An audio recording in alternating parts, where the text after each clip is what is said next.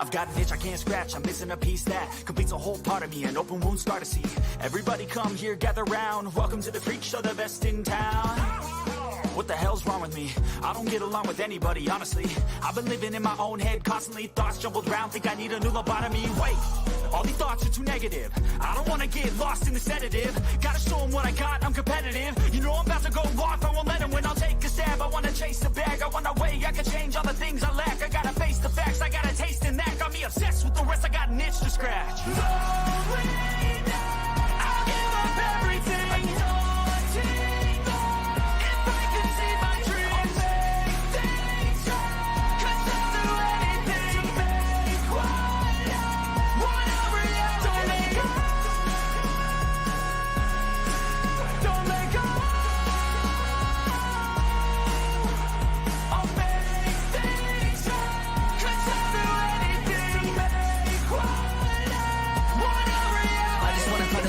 Sick of the venom in my brain. Running from the past, wanna escape my pain. I just wanna be a better person. I deserve this, I just wanna break these chains. Always asking for greatness, true to myself, I never fake it. Seen too many ones that are so they get famous. And when I say the truth, most really can't take it. In spite of everything I've been through, I'ma make it. Fake friends, part of my downfall is toxic. Day one, started to outlaws for profit. Now all I do is write verses, no talking. All I do is put the work in, no option. This was everything I ever wanted. Created a legacy off of me, just being honest. And the fake ones hate, but it's all to no avail. They wanna see me lose, but you know I never fail.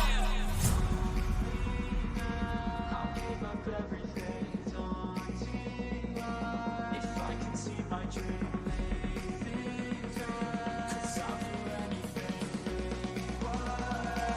Want a reality.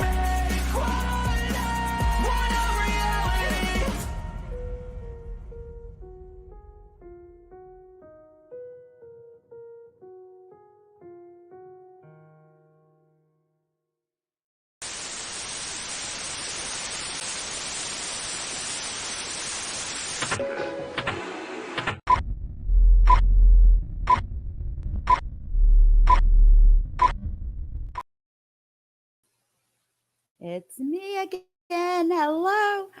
I haven't seen you guys in for freaking ever. Hold on one second. Let me send this email saying I'm live. And this saying I'm live.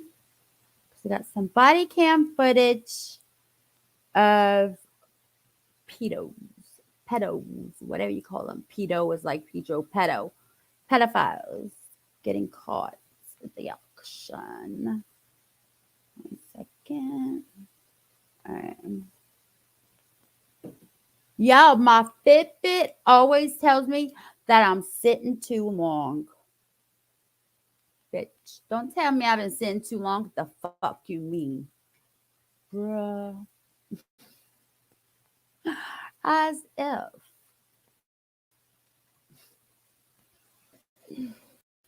All right, you guys.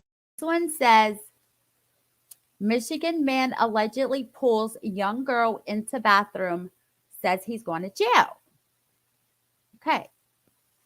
They got stuff blocked off. Let me put the banners up. Sorry if you don't like it, but I have to cover a lot of the screen. It's long crying. Hold on. Let me go here. All right. Thanks for coming, guys. Hey, Power Sled. Where's Ziggy? I just emailed him and told me I was here. He was here. Yes, Joe. Yes. I see you put Janelle behind your name, girlfriend. All right, let's go. Hey, Stony. Thanks for coming in. Whoops. All right. Let me change the play speed. And we ready to go.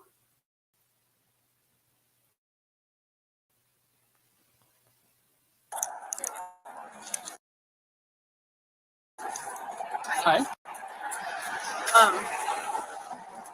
My daughter was apparently attempting to be pulled into the bathroom by a young man here. I said a young man. Oh, I'm sorry. I was right around the corner of the racks where the clothes were. My son came over and told me someone was trying to grab her and take her into the bathroom. Okay. I obviously went over there, and he was inside with her trying to get out of the bathroom, crying. That's another reason why I don't believe that he tried to push her out, because I saw her in the bathroom trying to get out. I would like you to not be around her, please. Okay, you got your ID on you? I do.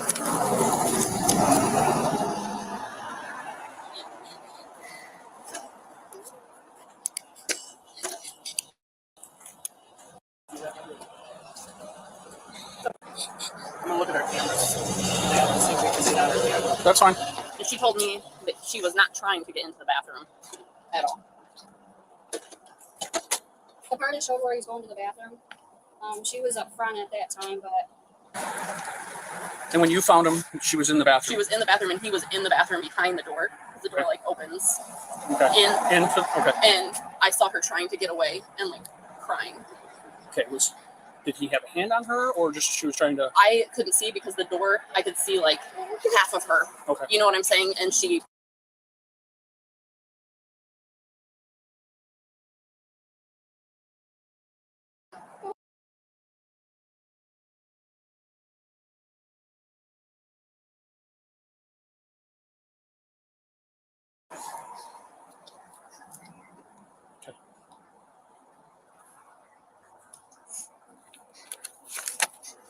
All right. I've got everything I need from you guys. Okay. Why don't you guys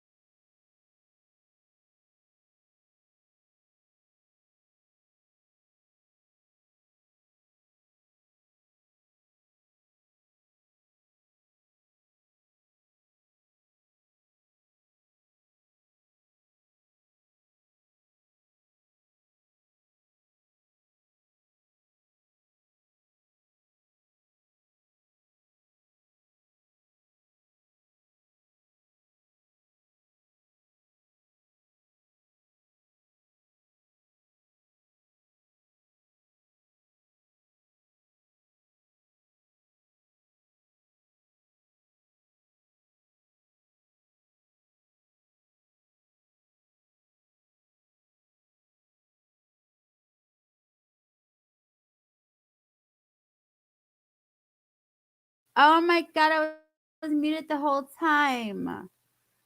Pirate's Floyd should be caught up by now. Pink Bow Bird. Oh, hey. Thanks for coming in, guys. All right, here we go with Aileen. This is disturbing last words before they get executed. That you have to kill Eileen Morris because she'll kill again. For some of us, death is not a punishment. Living is not a punishment. Remorseless serial killers are forced to face the consequences of their actions as they await execution. In their final interviews, we delve into the complexities of their minds and identify the factors that led them down a dark path. These are the 10 last interviews with serial killers before execution. Your discretion is advised. Number 10, Carol Cole. Are you sorry? For the victim? Yes. Yes. Especially the one that was the 11-year-old girl way back in 1967. That was the final interview of Carol Cole, minutes before he was executed by lethal injection for perpetuating 35 murders. May 9th, 1938. Cole was born in Sioux City, Iowa. He lived with both parents and a younger sister. And like many serial killers, Cole's path to becoming a mass murderer began at a very young age. After his father left to fight World War II, Cole's mother started having affairs with dozens of men. By this time, the family had relocated to California, and let's just say her beauty was sought after by the rich and wealthy bosses of the Golden State. Inside the house, Cole's mother abused him and threatened to harm him if he ever told his father about her rendezvous with these men. On top of that, she dressed him up as a girl for school, prompting his classmates to laugh and bully him.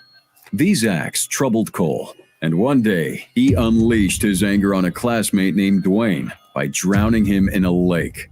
The authorities ruled Dwayne's death an accident, and his death brought Carol Cole's evil side to life. Between 1960 and 1963, Cole checked in and out of different mental hospitals. A doctor at one of the hospitals noticed something unique about Cole, and that was the way he associated with women. In the doctor's words, he said, Cole seems to be afraid of the female figure and cannot have intercourse. You must kill her before you can do it. And let's just say this doctor made a critical evaluation of Cole's behavior. Half of all of his murders were women, and it seemed like he had a diabolical fantasy of killing them before making love. Maybe it was because of his trouble. Killing them before making love. Isn't that like necrophiliac? Is that what happens whenever you have sex with a corpse? Childhood. With how badly his mother treated him, we can't say. But after a couple of months, Cole moved to Texas, where he met and married an alcoholic stripper named Billy Whitworth. Yeah, he was a killer at this point. And marrying this woman pushed Cole's mind one step further into the abyss of madness. She made him dislike women even more, resulting in him killing the one victim he truly regretted till he died, an underaged girl. Thought about it and condemned myself for many years, because I can just imagine what her life might have been like. He was sentenced to 5 years in prison for her death. What? And by the time he came out, he was a different beast. He killed 14 women in the span of 9 years, with the most painful one being the murder of Marie Cushman in 1979. He met Marie at a bar in Las Vegas, took her to a motel, and strangled her to death. However, the hands of justice finally caught up to him when he was tied to the murder of 3 women killed in Texas. April 9th, 1981. Cole was convicted of all 3 murders committed in Texas. He was sentenced to life at the Huntsville prison. But after the death of his mother in 1984, he agreed to fresh murder charges filed against him in Nevada. He was then extradited to that state and given the death penalty in October 1984. Where was the other state he was in? I forgot. Louisiana has a Huntsville prison, but I know it's not Louisiana. During the interview, Cole was allowed to smoke a cigar, and he looked pretty calm for someone about to be executed in a few minutes. He said he regretted the things he had done and truly believed he deserved to die. Do you deserve to die? For what I did, yes, I think I deserve to die. December 6th, 1985. At exactly 2:01 a.m., Carol Cole Kaz, that's your birthday. was executed by lethal injection at the Nevada State Prison. And if you thought that was terrifying, this next one will leave you mesmerized. Number 9. Wesley Allen Dodd. Why do you want to be executed? I have to be. I'm molesting kids nonstop since I was 13 years old. Anything happened, I can guarantee I'd do it again, and sooner or later I would kill another child. January 5th, 1993. Wesley Allen Dodd was executed by hanging at the Washington State Penitentiary. Unlike most serial killers in denial, Wesley knew that if he wasn't executed, he would murder again. Born on July 3rd, 1961, in Toppenish, Washington, Wesley said in an interview that he was never abused or molested as a child. However, all through his life, the words, "I love you," were never said to him. So in some way, he felt neglected by both his family and friends at school. He never felt love until he discovered his sexual attraction to boys at the age of 9. By 13, Wesley would begin exposing himself to boys in a rather violent way, beginning with his younger cousins. He would touch them inappropriately, along with other kids in his neighborhood. Despite the countless reports made to both his parents and to the police, Wesley just kept escaping the law. And a large part of it was due to the fact that he didn't come off as a serious threat.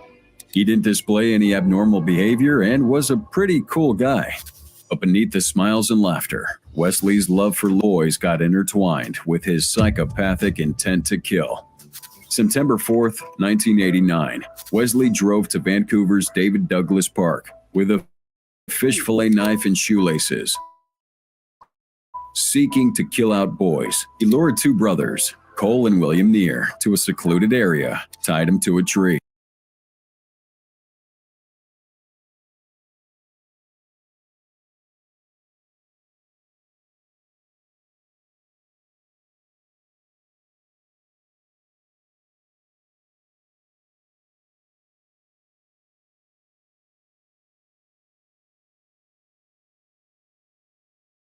Are you sorry? For the victim? Yes. Yes. Especially the one that was the 11-year-old girl way back in 1967. That was the final interview of Carol Cole, minutes before he was executed by lethal injection for perpetuating 35 murders. May 9th, 1938. Cole was born in Sioux City, Iowa. He lived with both parents and a younger sister. And like many serial killers, Cole's path to becoming a mass murderer began at a very young age. After his father left to fight World War II, Cole's mother started having affairs with dozens of men. By this time, the family had relocated to California, and let's just say her beauty was sought after by the rich and wealthy bosses of the Golden State. Inside the house, Cole's mother abused him and threatened to harm him if he ever told his father about her rendezvous with these men. On top of that, she dressed him up as a girl for school, prompting his classmates to laugh and bully him. These acts troubled Cole, and one day he unleashed his anger on a classmate named Dwayne by drowning him in a lake. The authorities ruled Dwayne's death an accident, and his death brought Carol Cole's evil side to life. Between 1960 and 1963, Cole checked in and out of different mental hospitals. A doctor at one of the hospitals noticed something unique about Cole, and that was the way he associated with women. In the doctor's words, he said, Cole seems to be afraid of the female figure and cannot have intercourse. You must kill her before you can do it. And let's just say this doctor made a critical evaluation of Cole's behavior. Half of all of his murders were women, and it seemed like he had a diabolical fantasy of killing them before making love. Maybe it was because of his troubling childhood, with how badly his mother treated him, we can't say. But after a couple of months, Cole moved to Texas, where he met and married an alcoholic stripper named Billy Whitworth. Yeah, he was a killer at this point, and marrying this woman pushed Cole's mind one step further into the abyss of madness. She made him dislike women even more, resulting in him killing the one victim he truly regretted till he died, an underage girl. Thought about it and condemned myself for many years, because I can just imagine what her life might have been like. He was sentenced to 5 years in prison for her death, and by the time he came out, he was a different beast. He killed 14 women in the span of 9 years, with the most painful one being the murder of Marie Cushman in 1979. He met Marie at a bar in Las Vegas, took her to a motel, and strangled her to death. However, the hands of justice finally caught up to him when he was tied to the murder of 3 women killed in Texas.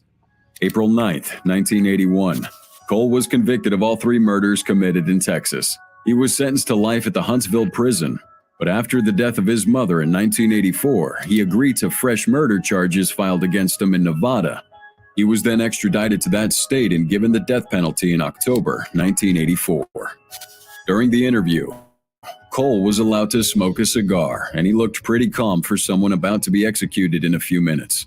He said he regretted the things he had done and truly believed he deserved. Man, I just want to see them execute him. Come on, man. To die. Do you deserve that? For what I did, yes, I think I deserve that. December 6th, 1985. At exactly 2:01 a.m., Carol Cole was executed by lethal injection at the Nevada State Prison. And if you thought that was terrifying, this next one will leave you mesmerized. Number 9. Wesley Allen Dodd. Why do you want to be Welcome back, Queen Olive. executed? I have to be. I'm molesting kids nonstop since I was 13 years old. Anything happened, I can guarantee I'd do it again, and sooner or later I would kill another child. January 5th, 1993. Wesley Allen Dodd was executed by hanging at the Washington State Penitentiary. Unlike most serial killers in denial, Wesley knew that if he wasn't executed, he would murder again. Born on July 3rd, 1961, in Toppenish, Washington, Wesley said in an interview that he was never abused or molested as a child. However, all through his life, the words, "I love you," were never said to him. So in some way, he felt neglected by both his family and friends at school. He never felt love until he discovered his sexual attraction to boys at the age. All right, here we go again. I had none of that either. I still have none of that. And I still will not go kill anyone. At this moment, I am depressed, full of anxiety, restless, and other things, and I'm still not going to kill anybody. The lack of love and attention that I got from my childhood, the sex assault, the molestation that I dealt with during my childhood, and the fact that no one told me I love me, no one gave me hugs, nobody gave me any affection. My whole fucking life, and I'll be 45 next Saturday. I don't know what it feels like to be loved ever. I know what it feels like to be beat. And this just makes me so mad whenever they keep on and on. Okay, you're not the only one who had a pitiful child life. You're not the only one who never, heard I love you. You're not the only fucking one. Of 9. By 13, Wesley would begin exposing himself to boys in a rather violent way, beginning with his younger cousins. He would touch them inappropriately, along with other kids in his neighborhood. Despite the countless reports made to both his parents and to the police, Wesley just kept escaping the law. And a large part of it was due to the fact that he didn't come off as a serious threat. He didn't display any abnormal behavior and was a pretty cool guy. But beneath the smiles and laughter, Wesley's love for boys got intertwined with his psychopathic intent to kill. September 4th, 1989, Wesley drove to Vancouver's David Douglas Park with a fish fillet knife and shoelaces, seeking to kill out boys. He lured 2 brothers, Cole and William Neer, to a secluded area, tied them to a tree, and performed inappropriate acts on both of them. When he was done, he stabbed him repeatedly with a knife and fled the scene. This is one of his earliest known murders, and it definitely wouldn't be his last. He went on to kill numerous boys in the most horrendous ways you could imagine. However, one last attempt to kill was all it took to finally apprehend Wesley and send him behind bars for his gruesome crimes. November 13th, 1989, Wesley Allen Dodd drove to Camas, Washington, around 12 miles east of Vancouver, where he attempted to abduct a boy named James Kirk II from a restroom of the New Liberty Theater. Oh my God, look how little. They covered his face, but he's so little. Ugh, people piss me off. I can't watch body cam footage like this, you guys. I guess I just can't. I don't know what the fuck.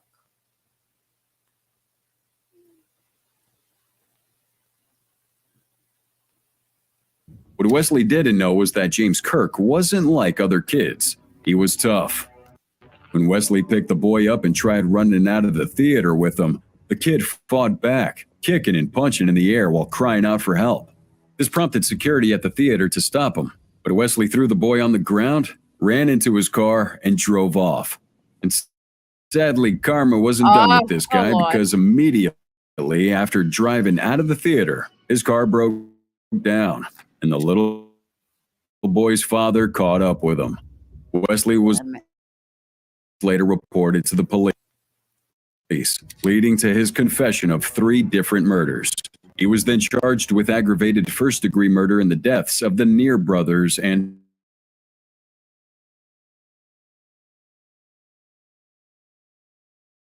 another boy.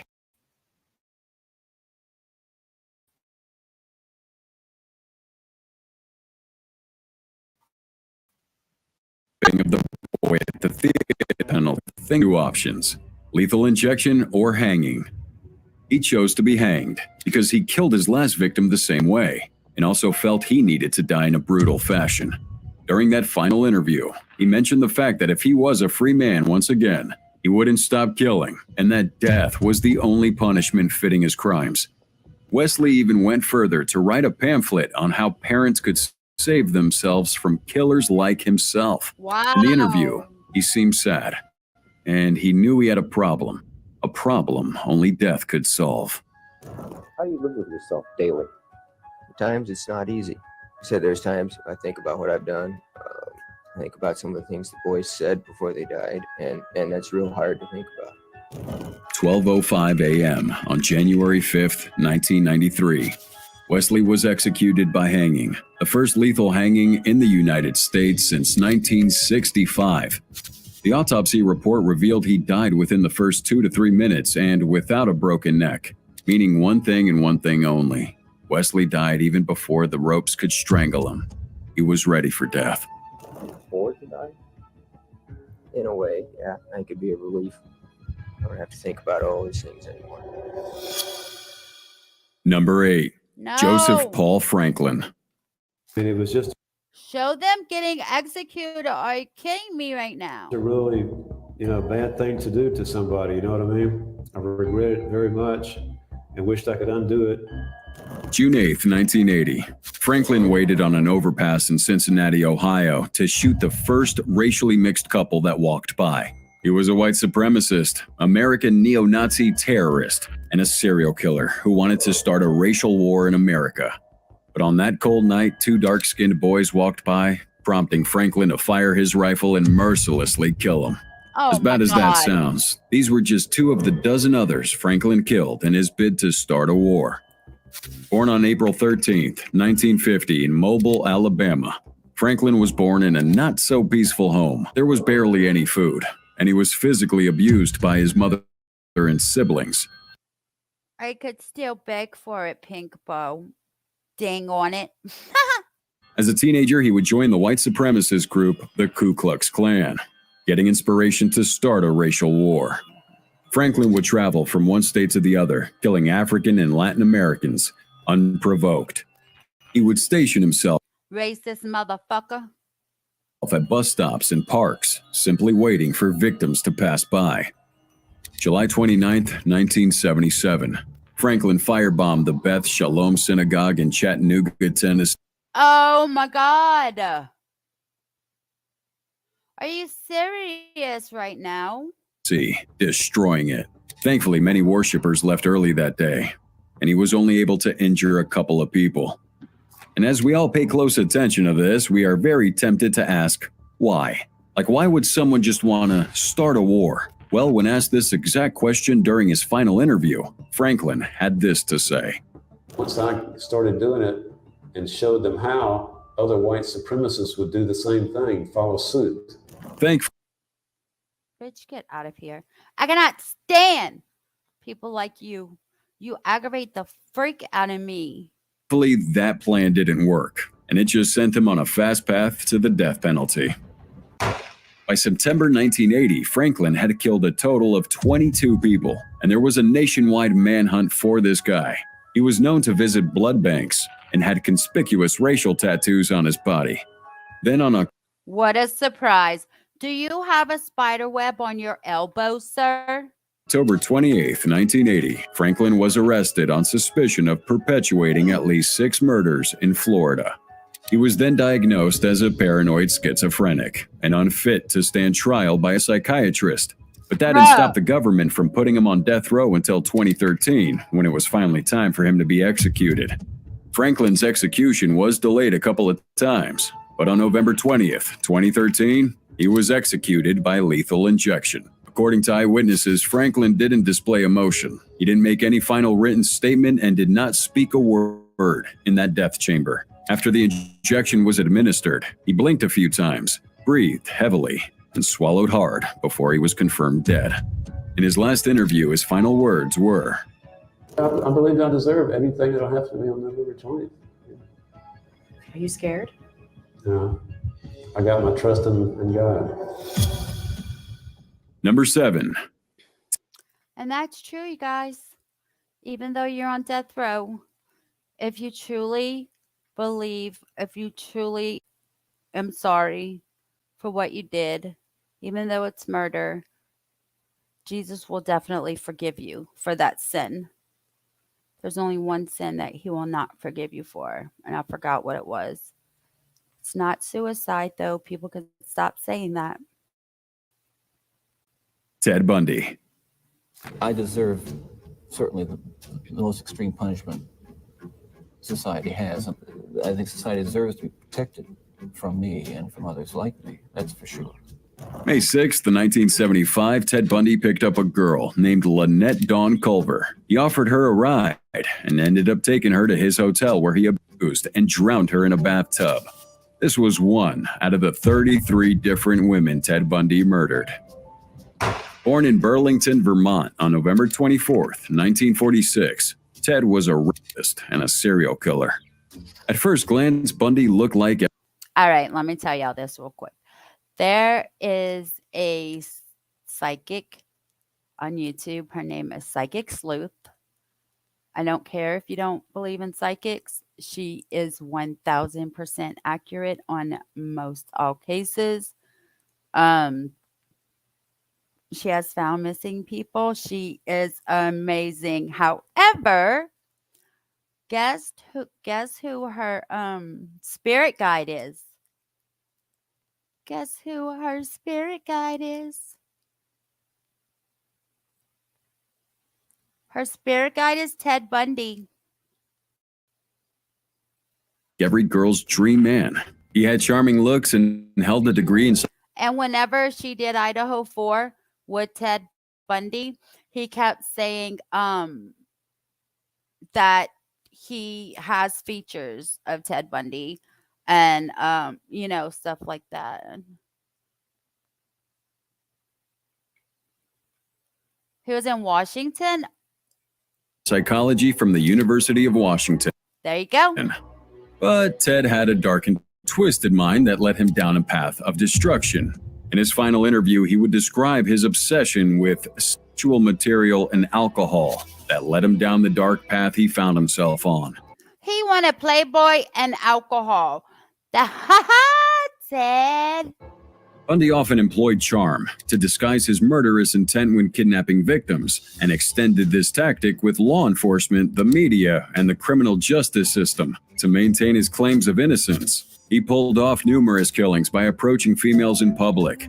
They usually followed him to his car, where he would beat, restrain, and take him to a motel or someplace secluded to sexually assault and kill them.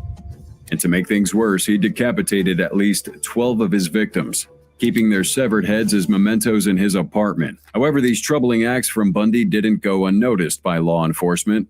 In 1975, Bundy was arrested and jailed in Utah for aggravated kidnapping and attempted criminal assault. He then became a suspect in a progressively longer list of unsolved homicides in several states. Facing murder charges in Colorado, Bundy engineered 2 dramatic escapes and committed further assaults in Florida, including 3 murders before his ultimate recapture in 1978. For the homicides in Florida, he received 3 death sentences and 2 trials, and was executed at Florida State Prison in Rayford on January 24, 1989. And I take full responsibility for whatever I've done and all the things that I've done. What baffled most people about Bundy was how detailed he was when discussing how he murdered his victims. In his last interview, he talked about how he felt committing those murders. Some kind of horrible trance or dream.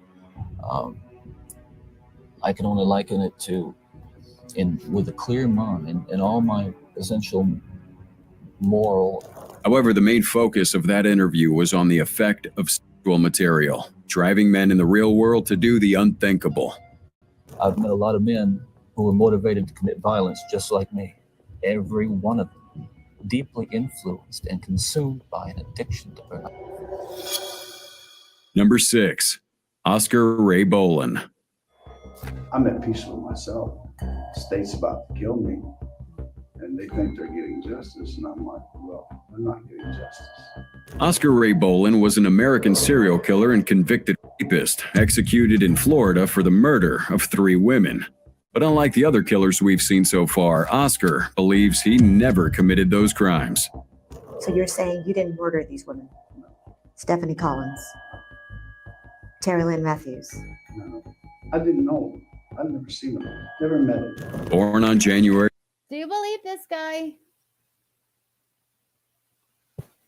22nd, 1962 in Portland, Indiana. Oscar was physically abused as a child. His father used to beat him consistently, and his mother once walked him to a school bus stop on a leash. This set Oscar up for a life of crime. At 15, he was arrested for theft in Ohio, and then later moved to Florida to start a new life. However, things became worse for him. He became a carnival worker and also got married in 1983 to his then-girlfriend, Cheryl Hafner. But at the same time, he grew an obsession with murdering women. January 25th, 1986, 25-year-old Natalie Blanche Holly, a night manager at a Church's Fried Chicken restaurant in Tampa, finished work and locked up the store for the night with a colleague. She left the store around 1:30 a.m. and headed to her car. However, she would never make it back home, and her body was found hours later by a morning jogger. She was repeatedly stabbed to death. November 5th, 1986. An underage high school girl named Stephanie Collins disappeared after finishing her shift at a drugstore. Her body was found exactly a month later, wrapped in sheets and towels. She also had been stabbed to death with her skull crushed.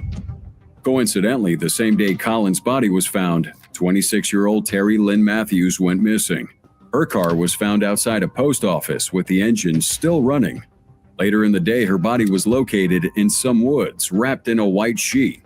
Her throat had been cut, and she had been bludgeoned. So now how does this all connect back to Oscar Ray Bolin? She was what?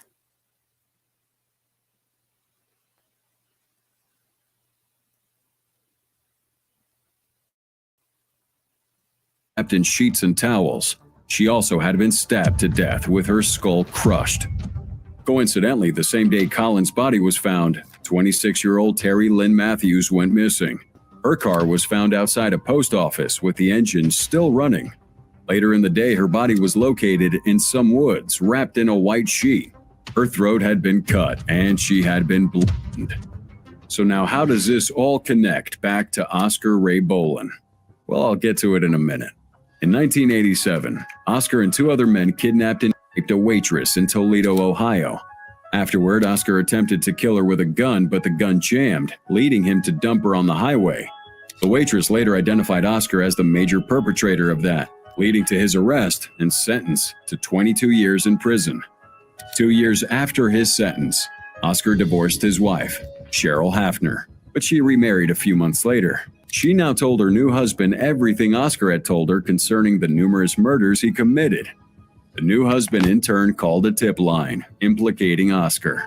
That resulted in Oscar getting indicted on fresh murder charges as more witnesses would come out to testify against him, including his half-brother and a cousin. He was later sentenced to death for the murder of Collins and received a third death sentence for the murder of Matthews. Imagine spending 28 years in control. There's no way to describe it. It's only different. Oscar spent 28 years on death row and was finally executed by lethal injection. Before his execution, though, he had an interview with WTVT. He continued to claim he was innocent and had been framed. Is Florida basically killing an innocent man? Yes. So you're innocent? Absolutely innocent of the murder. I had nothing to do with it. Before you get into Oh the big shit! I hit the wrong button. But a lot of times this happens. Innocent people get killed on death row. We know this, right? If this man is innocent, I don't know. I didn't follow the case. He could be. You never know. Absolutely innocent of the murder. I had nothing to do with it.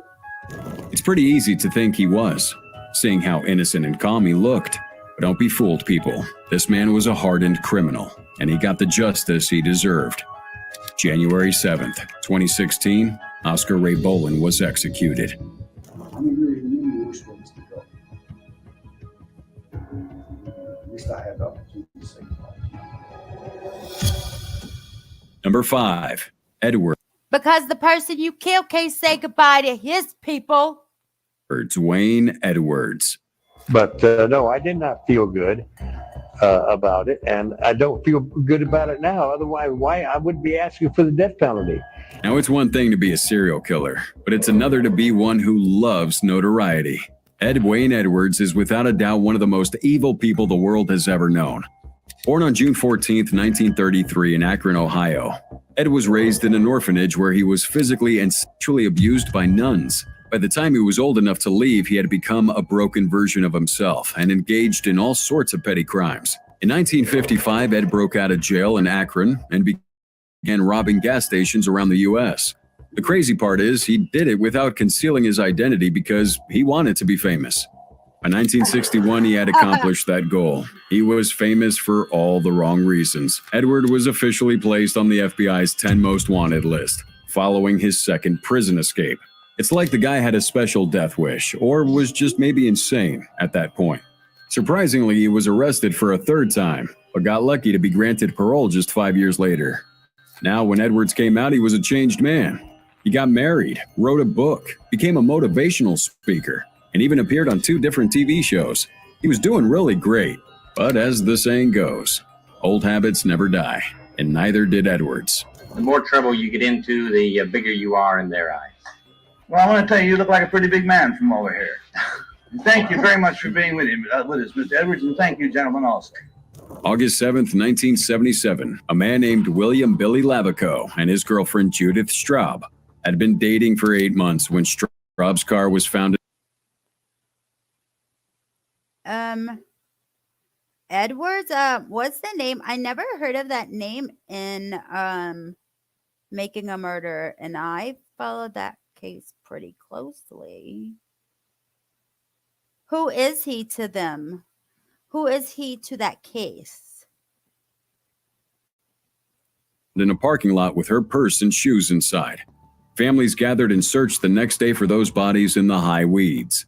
There they found Lavico and Straub lying on the ground, shot at point-blank range with a 20-gauge shotgun. The perpetrator?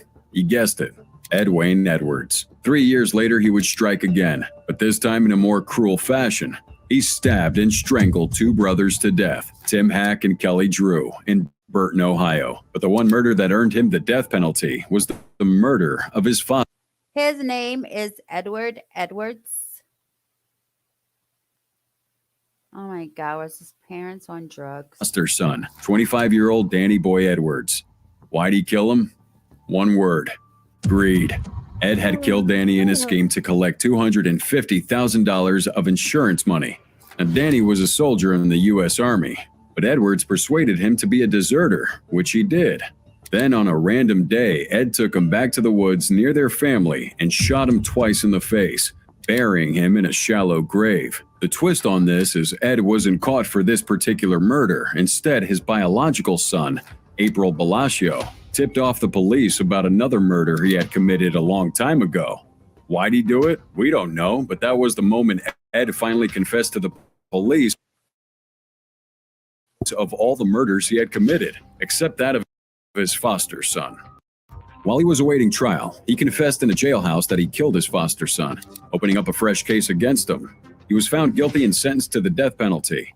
In his final interview, he looked very old. And according to his statement, he chose the death penalty by lethal injection because his body was too weak and he was dying from numerous mental conditions. Edwards never got executed. He died a natural death 4 months before he could be executed. These are his final words in his last interview before his death. I am not proud of any of this, and I certainly wouldn't recommend it for anybody to follow in my footprints. Number 4, Michael Bruce Ross. If it's anybody that deserves the death penalty, it's Michael Ross. And I think if you were to ask him, and he were to be truthful, he'll tell you himself that he deserves the death penalty. Michael Ross, aka the Roadside Strangler, was an American serial killer who was executed by the state of Connecticut in 2005. Born on July 26, 1959, Ross was the oldest of 4 children, and his home was extremely dysfunctional. His mother would abuse all 4 children, with some close friends of his saying he was molested by his uncle, who eventually committed suicide. Nonetheless, Ross was a bright student. He graduated high school but was very antisocial. He would go on to attend Cornell University in Ithaca, New York, where he would stalk women in their dorms. In his last interview, he said he was simply aroused by the thought of knowing they were scared of him. And during his sophomore year, he Meet Allie Aberson. She's been on since the beginning. Has to be 2 minutes walk. How do I meet her? Like, I love that case. Like, they are so innocent. It's not even funny. his first victim and eventually committed his first murder. And then it got to the point where I actually raped someone at Cornell. And then the next person I actually been killed. Between 1981 and 1984, Ross would murder 8 females, varying in all ages, from Connecticut to New York. He raped 7 out of 8 victims before killing them. Eventually, he would be tied to a couple of these murders before confessing to all 8. He was convicted of 4 and sentenced to death on July 6, 1987, in Connecticut. He spent almost 18 years on death row before his execution. May 13, 2005, Ross was executed by lethal injection at Osborne Correctional Institution in Somers, Connecticut. He was 45 years old. Despite his regrets in the final days of his life, Ross did not request a special last meal before facing that execution. I don't think any of these people did, besides the Playboy magazine and the what did he want? Beer? Because I don't think any of them ever said anything about their last meal, just their last words. Thereby dining on the regular prison meal of the day. Also, when he was asked if he would like to make a last statement, he said without opening his eyes, "No, thank you." In an interview, these would be his final words. For some of us, death is not a punishment. Living is what punishment is. Number 3, John Wayne Gacy. The man who committed what may be the crime of the century. His name is John Wayne Gacy, convicted of killing 33 innocent people and destroying hundreds of lives. John Wayne Gacy, aka the Killer Clown, played the role of a clown at children's birthday parties. And I think he embraced the personality of that because 13 years after pleading guilty and confessing to his crimes, he claimed he never knew any of the victims he murdered. Born in Chicago, Illinois on March 17, 1942, John Gacy would be a businessman by day and a haunting serial killer by night. In 1967, he sexually assaulted a boy and was sentenced to 10 years imprisonment, but only ended up serving 18 months before being released on parole. Some say it was because If I didn't live so far away from there, I would have definitely gone. I would love to go to the salvage yard. Hey, Steph. Yeah. like when Ma'am first came out, I was like, dude, they're so innocent. I think I'm gonna write Steven, because that child just aggravated me. What they did to, oh my God, what they did to Brendan. Okay, let me get off that subject now. Because of his political connections, others say it was luck. But whatever factor played a part in his early release, John Gacy didn't stop murdering people. As a matter of fact, it made him take things to another level. He began inviting boys on the pretense that he had construction work for him inside his apartment. And once they got in, he would sexually molest them, torture him with a method of his that I'll talk about in a bit, and strangle him to death. Some of the bodies were buried in his basement, while others were thrown into a river. Despite the many cases of boys going missing, no one suspected John for many years, because he was a reputable businessman and also took up jobs as a clown for kids' parties. However, in 1978, his crimes caught up with him after he was arrested for the murder of Robert Peast, who lived in his neighborhood. During the investigation, the forensics team had identified body parts belonging to more than 10 different boys buried in his basement. He also tried disputing the technicality of how he murdered the victims, but no matter how much he tried, John Wayne Gacy was found guilty and sentenced to death in March 1980. He was placed on death row for 14 years before being executed with that lethal injection on May 10, 1994. During those 14 years on death row, John still kept denying ever knowing the victims. Number 2, Eileen Wuornos. Hey! Do you want to die?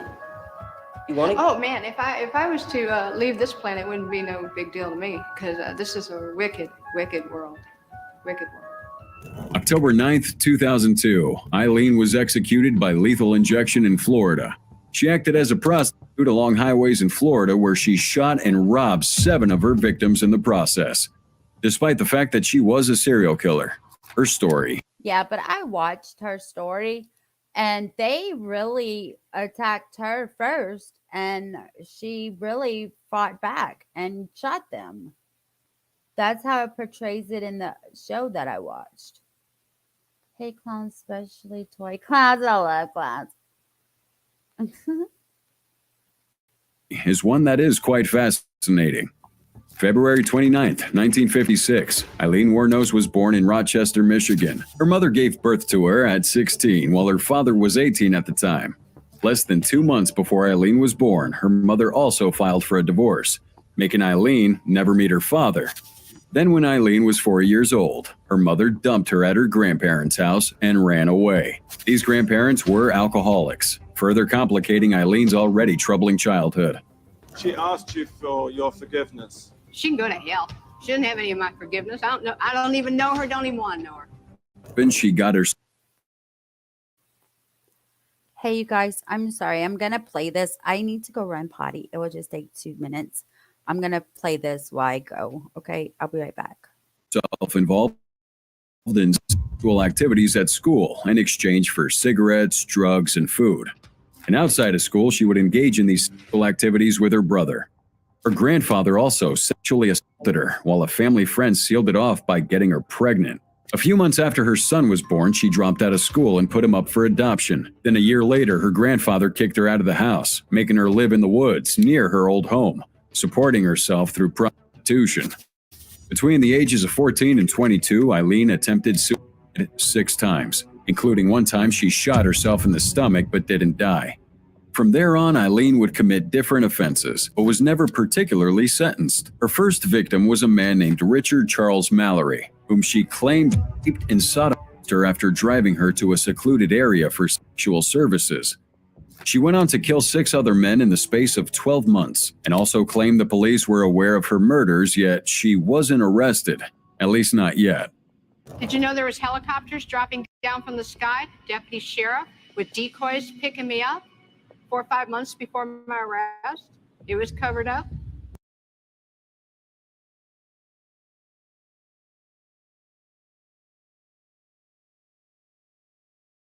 January 9th, 1991, Eileen was arrested on the pretext of an outstanding I warrant. forgot I was muted. Doggone it.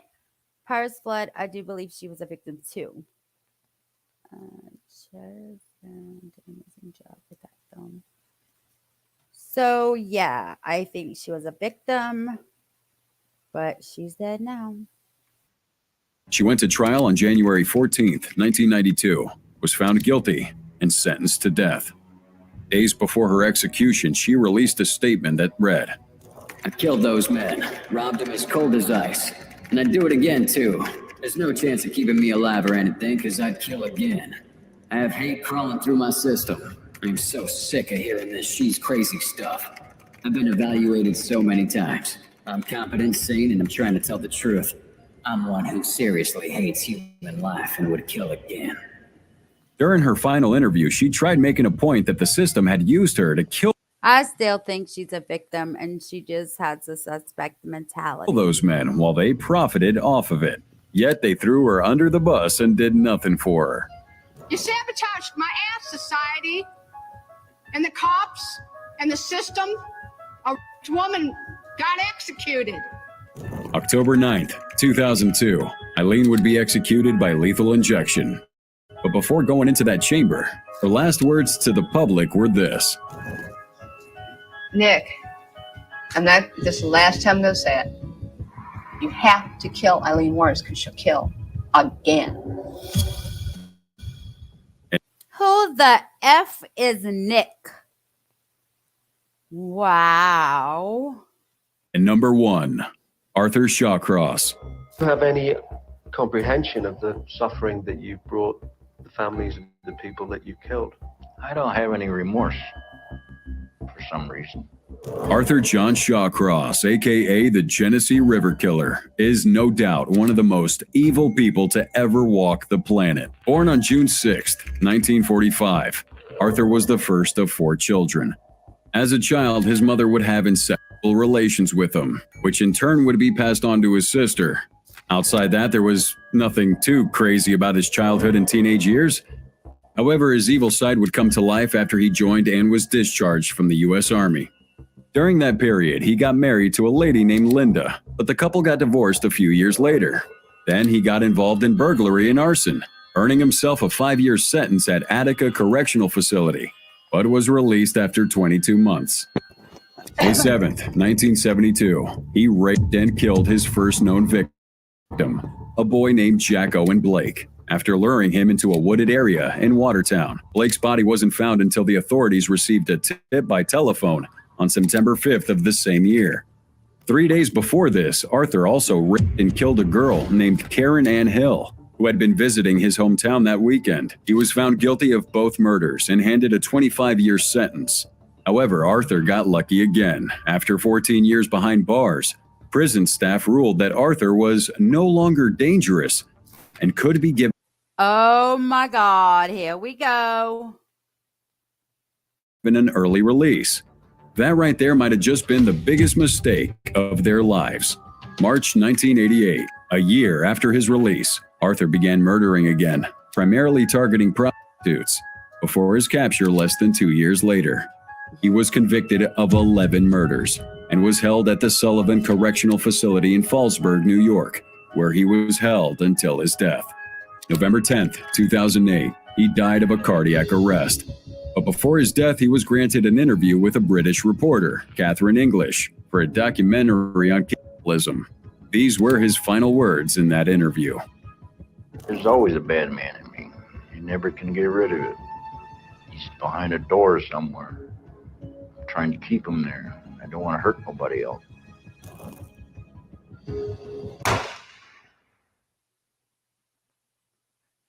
Okay, hold on a minute. We're not watching none of this stuff about Alex Murdaugh.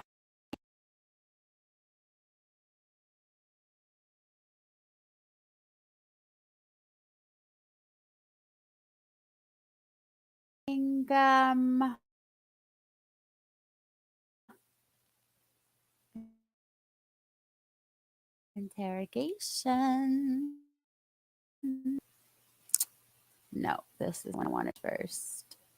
If the other one is yours, all right, I watched most of it, so let me back it up, share this tab instead. instead. Make it bigger.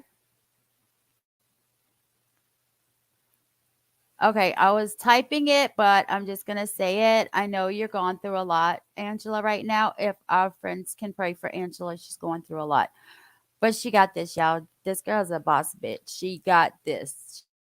She just got to take care of herself. Know what I mean, Jelly Bean? All right, let's go.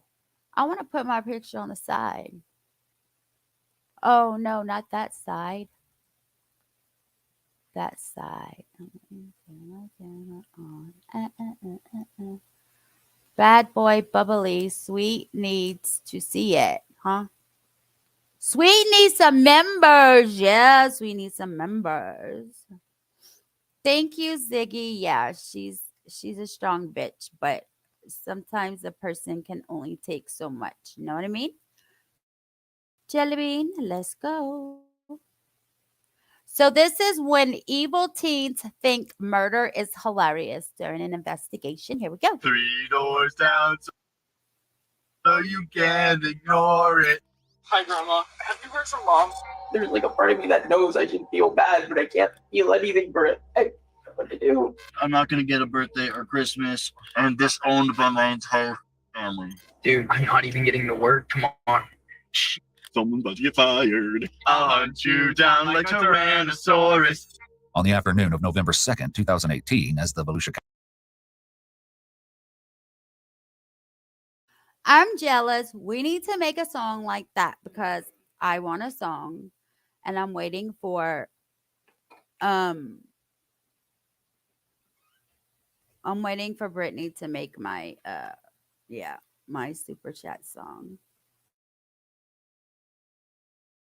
County officers respond to a 911 call about a burglary. Little did they know they were actually stepping into the most disturbing case Volusia County had ever seen. 911, where's your emergency?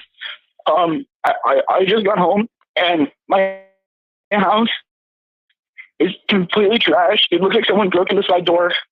Okay. How long have you been gone? I've been gone all school day. Are you there by yourself? Yeah. How old are you? 15. I need you to take a deep breath. I'm going to ask you a few questions, okay? Okay. My mom's car is here and gone, and she's not home. And she's supposed to go to work today, and I can't find her. Okay. Your mom's car is there. Is there any other way she ever get to work? Does she ever get a ride from anyone else? No, the car is on. It's turned on. The car is on, and you're sure she is not there? I searched the entire place. I've been here for like 8 minutes. I can't find her. I'm right here with you, okay? What's your name? All right, my full name is Gregory Logan Ramos. Is there anybody that has made any threats to your mom or to you? No. As the 911 operator is gathering information from 15-year-old Gregory, officers are arriving on the scene. Phil? I copy that.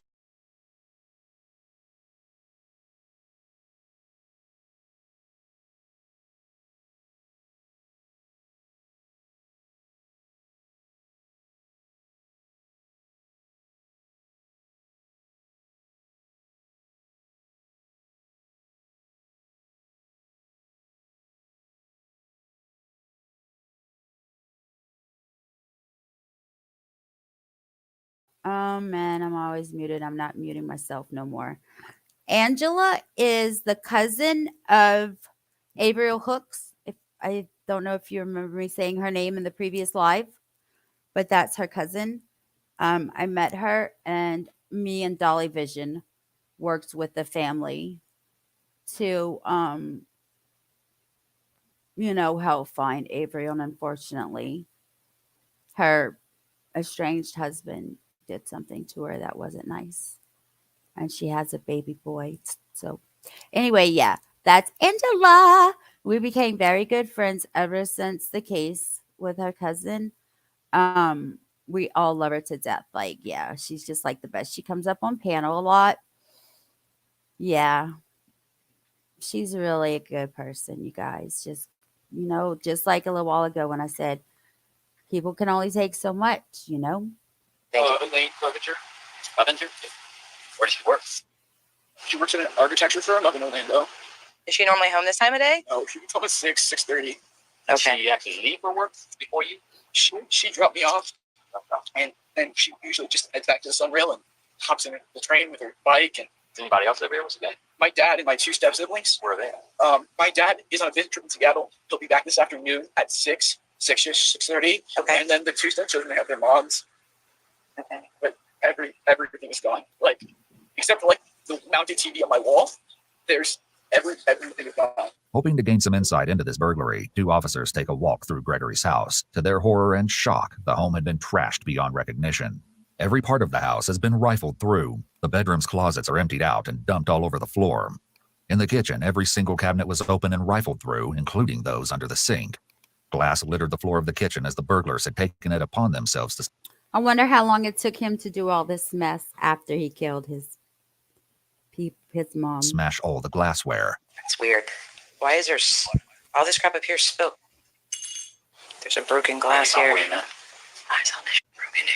The damage around the house is more severe than a standard burglary, and the officers can't help but wonder if maybe these burglars had a personal vendetta against Gregory's mother Gail or his family. As the officers make preparations to take 15-year-old Gregory back to the station so he can be comfortable while they process the home, one of the neighbors approaches them. Just that I do have a key to their house, but I haven't been up here since yesterday evening, or after you and I spoke. Yeah. I talked to his parents. Okay. As I told him, this young man has some depression problems really bad.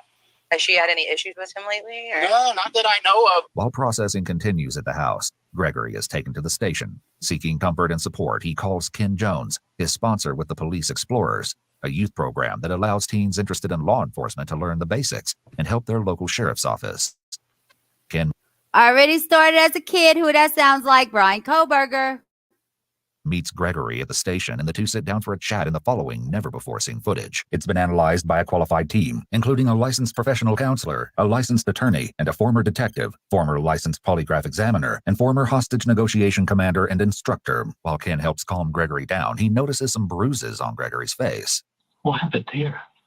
I got in a fight yesterday with one of my friends. I didn't see that yesterday. I had to make a right. It was a conversation with my friends. We got into a disagreement. But I solved the problem. I talked it out with him, and we made up, and he apologized for hitting me, and I accepted it. What was his name? We hugged it out. My friend, Joe. Joe? Does that start, do you know about the fight? Who? You guys who? No, there was no fight. He just came up, and he's like, Greg, and I was like, what? He got a bunch of me. He's like, what the hell, dude? I didn't back or anything. It was just, and I was like, okay, well, calm down. Let's talk it out. And talked it out. What's Joe's last name? I don't know. Face your friend. To be honest with me, Craig, what's his last name? I don't know his last name. Who does know? I don't know. One of the matter is, though, we made up. It was just a conversation that happened. It wasn't anything too important. We talked it out, and we hugged, and it was like, dude, I'm sorry. I made a mistake, and he was justified. And I said, I'm sorry for making that mistake. But what time this happened yesterday? Well, dark of the afternoon. But I saw you like at what? What time did you get out there? Like up there at 7. Okay. I had to see that you put makeup on it before you came out. Yeah. Some concealer. Why did you do that? Because I didn't want to work traffic detail with scars on my face. I guess that's reasonable. The longer he chats with Ken, the more Gregory worries about his mother, Gail. Do you know if any developments have been made, if anything happened? They're going to tell you everything that goes on. But I'm trying to make sure that you are the right one. Because, when you called me, you were very upset. It was just all in a whole bad situation. Okay. Wish you'd call me earlier. I could have come down here earlier with you. That's why I want to come down here and make sure that you're okay. Look at me for a second. No matter what's happened, it's very important that whatever it is that you're upfront and honest, even like remember what Joe's last name is, because that's important. Because what we act upon and you tell us things is what we're going to do. I know we got to be able to trust you. His sponsor, Detective Jones, is acting like a father figure here, telling him to look at him and to be honest. In contrast, Gregory is sitting cross-armed and doesn't appear comfortable. As a 15-year-old kid, he should be panicking and asking about where his mom is, and yet he's oddly calm. I'm not saying you're not telling the truth. You have to say for some reason you don't want to tell me Joe's name. I don't know why. Why would you want to tell me Joe? I'm not going to go run after Joe and get him in trouble. But that's the thing you are. It's kind of like a question to make sure that you're going to be honest with me. I do have my full cooperation. It's just I don't want an unrelated incident to be drawn into the more. But we may need to make sure it is unrelated. We need to make sure that the people didn't come there and hurt you too. Is that possible? No, it's not. Okay. All right. If it was, I would have voiced my concerns already. Okay. That's fair.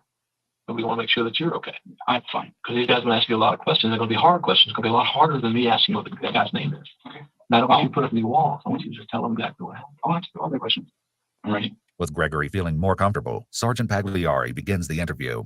A couple things. As you can see, I see as you keep looking at my recorder, so everything that I do obviously is recorded. Okay. Plus you see the camera up in the thing there.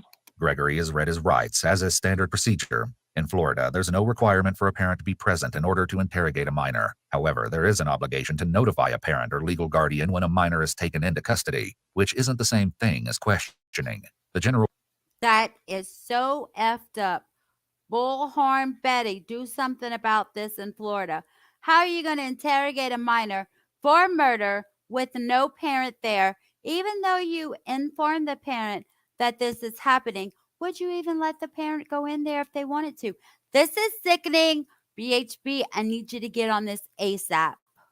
take on the Florida parental notification requirement is that it's good faith, and the inability to make contact with a parent or guardian doesn't put a halt to any questioning. Still, it's important to note that Miranda rights apply to minors in Florida just as they do to adults. Now it's time for Sergeant Pagliari to get some background information on Gregory's mother and some recent trouble at school. How would you say your relationship is with your mom? It has its ups and downs. Okay. I think everyone argues a little bit with their mom. Okay. We love each other a lot. And I really hope she's okay. Have you ever been in trouble with the law before or anything? No, sir. No? Okay. How about trouble in school? Yeah? Okay. Having his sponsor in the room should make him feel much more comfortable and relaxed, yet Gregory has his arms tightly crossed and his nonverbal communication is not in sync with his verbals, indicating he's feeling anxiety. Given the situation, this is understandable. He doesn't know where his mom is, and his house has been burglarized. Still, he's very closed off. And I'm just getting background before we get into things. That's all I'm trying to do here. So, like, trouble at school, like how? So I'm trying to think about what it was. Last month, I got ISS and OSS for that.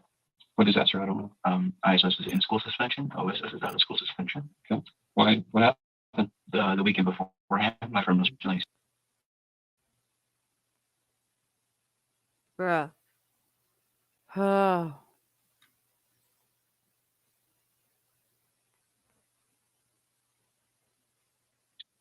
So I went to go, I snuck out of my house to go talk to him, and I talked with him, and my friend smokes cigarettes, and he gave me some to take home with me. I put some in my backpack, and I forgot to take them out. So when I was searched randomly at my school, they were found. And how'd your mom feel about that? She was not happy. But we worked out a solution, which was me going to do community service for my church. Okay. You talk about ups and downs in your mom's relationship, right? So that would probably be one of the downs, I would assume. No, because she was justified in her anger. That was my fault. But previously, my mom has done things that were not justified. You want to tell me about those? All you really need to know is it was just impulse. It wasn't anything serious. Gregory is making an attempt to not only be perceived as a good person by making himself look like someone who would admit it when he did something wrong, but also to control the interview when he adds, all you really need to know, given the fact that he's only 15. This is all very bold. Okay. I'm not here to get your mom in trouble, by the way. But, yeah, I know. Okay. So if you think that what you're going to tell me is going to negatively affect what I think about your mother, that's not it at all. It's just hard for me to talk about. Okay. Now that he understands Gregory a bit better, it's time for Pagliari to start creating a timeline from the day before the burglary. Who stayed at your house last night? Who was at my house last night? Yeah. Gregory repeats the question before answering, which gives him a pause to think about what exactly he wants to say. The reason this is a red flag is because the question is simple and straightforward, and not a complex question that requires a lot of thought. Me and my mother. Okay. All right. Now, Detective Jones was talking to you, and I was, again, listening. You were at a fair or something yesterday? Yesterday, I was working parking detail for the Orange City Police Explorers. I was helping park cars at the Volusia County Fair. Do you know what time you came home last night? 8:47, maybe? Or so specific? That's just a time I remember, probably from looking at my phone. The thing with the park detail ended early. It was supposed to go until 9, but I think it ended a bit early. And so I got home around just closer to 9. So, yeah. Mom was home? Yeah. Okay. And you guys, when you got home, conversation with mom, ask how your day was, anything? Yeah. How'd that go? Good. Okay. We talked to me at dinner. What did you guys have for dinner? I don't remember. You don't remember what you had? No. It must not have been very eventful. No, it was just like a regular night. There's a slight upward inflection when Gregory answers good. This often indicates a bit of uncertainty. When you got home, conversation with mom, ask how your day was, anything? Yeah. How'd that go? Good. The rest of Gregory's answers are also short and vague, but most interestingly, he also seems to be emphasizing that last night was, as he said, just like every other night. All of this together seems to suggest the opposite of what Gregory is saying, and something about last night was not good or like every other. So mom doesn't make good food? Because there seems to me dinner's never eventful. Is that what you're telling me? I know. Because when I find her and tell her, I'm going to say, listen, Greg said the dinner's uneventful. You think she's going to be upset with me or upset with you when she says that? Maybe. There are a few interesting interactions here. For one, a bit earlier, Gregory gives a very specific answer of 8:47, which sets the stage that his memory is very good. Hey, Pop-Tart, I didn't see you pop in here. Second, the detective seems to have noticed how closed off Gregory is being still and is doing a little bit of friendly picking on him to build rapport. However, when the detective talks about finding his mom, Gregory makes some anchor point shifts. This thought should have raised a bit of hope or excitement, yet instead, he shows signs of anxiety. She said she goes off on you for other stuff, so I don't want her to go off on you for that. Whatever. It's whatever. How do you deal with it when she goes off on you? I've gotten better at it. You got better at it? I used to get really angry and emotional, but I kind of realized that's not worth it. That's the only way to deal with it. The worst thing to do would be put your hands on her. I would never do something like that. You would never put your hands on your mom? No. I don't think I've made that point quite clear to her. We had an argument a couple months ago. Like it was like a long time ago. And she sat me across the room because she didn't trust me. And I told her I could, yell and scream at you all I want, do the exact same stuff you did to me, but I'd never lay my hands on you. Never. That's just not something I do. Gregory repeats the statement that he would never lay his hands on his mother, and then makes some convincing character reference statements. It's clear that he's working really hard to be seen as a calm, non-violent person who couldn't have hurt his mom. It makes you wonder why he feels the need to emphasize this when she's just missing at this point. Sergeant Pagliari begins building a timeline. Okay, what happened this morning? I slept in. My alarm was not set. She woke me up around 6:20. I sleep in my clothes. So what you're wearing right now is what you wore to school? No, I changed shirts when I got home. Okay. I was sweaty. This is an odd detail. Why would Gregory even think of changing his shirt when he came home and found his house burglarized and his mother missing? But your pants and shoes are the same. Yes. And your socks. You gotcha? Yeah, okay. So 6:20, you slept in. Okay. Mom came, woke you up. Fired up, huh? She wasn't angry. Okay. So tell me what happened. She's like, okay, you gotta get up now. Go brush your teeth and pile in the car. So I grabbed my backpack. I went and brushed my teeth, took out my retainer, kind of messed with my hair a bit, and then I got in the car. So what time do you think you got to school? Honestly, I have no idea. Can't look at your phone? It's probably in the ballpark of like 6:40. Okay.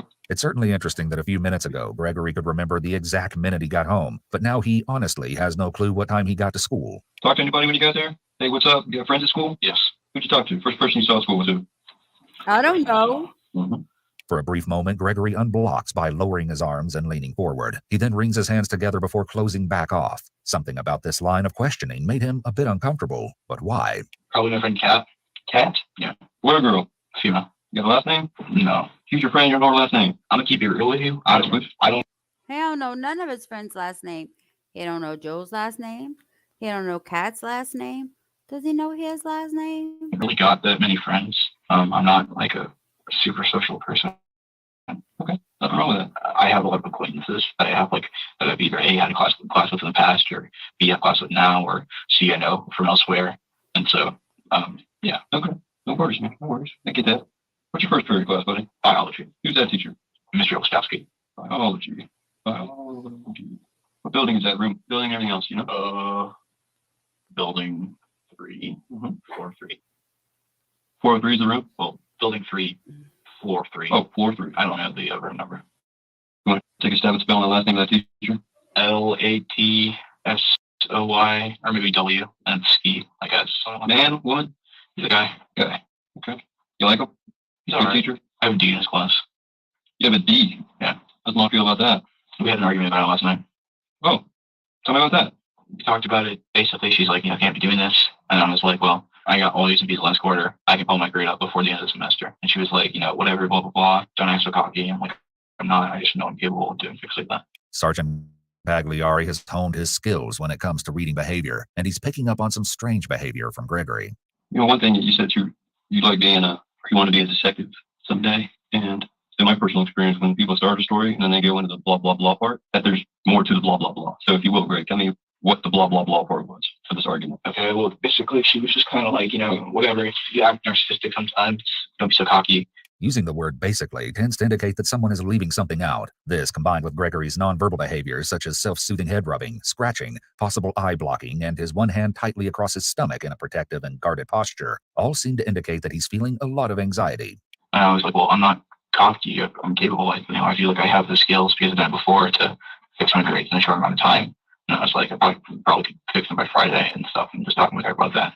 And she was like, all right, whatever, go study your biology. And I was like, all right. So I studied my biology for about an hour.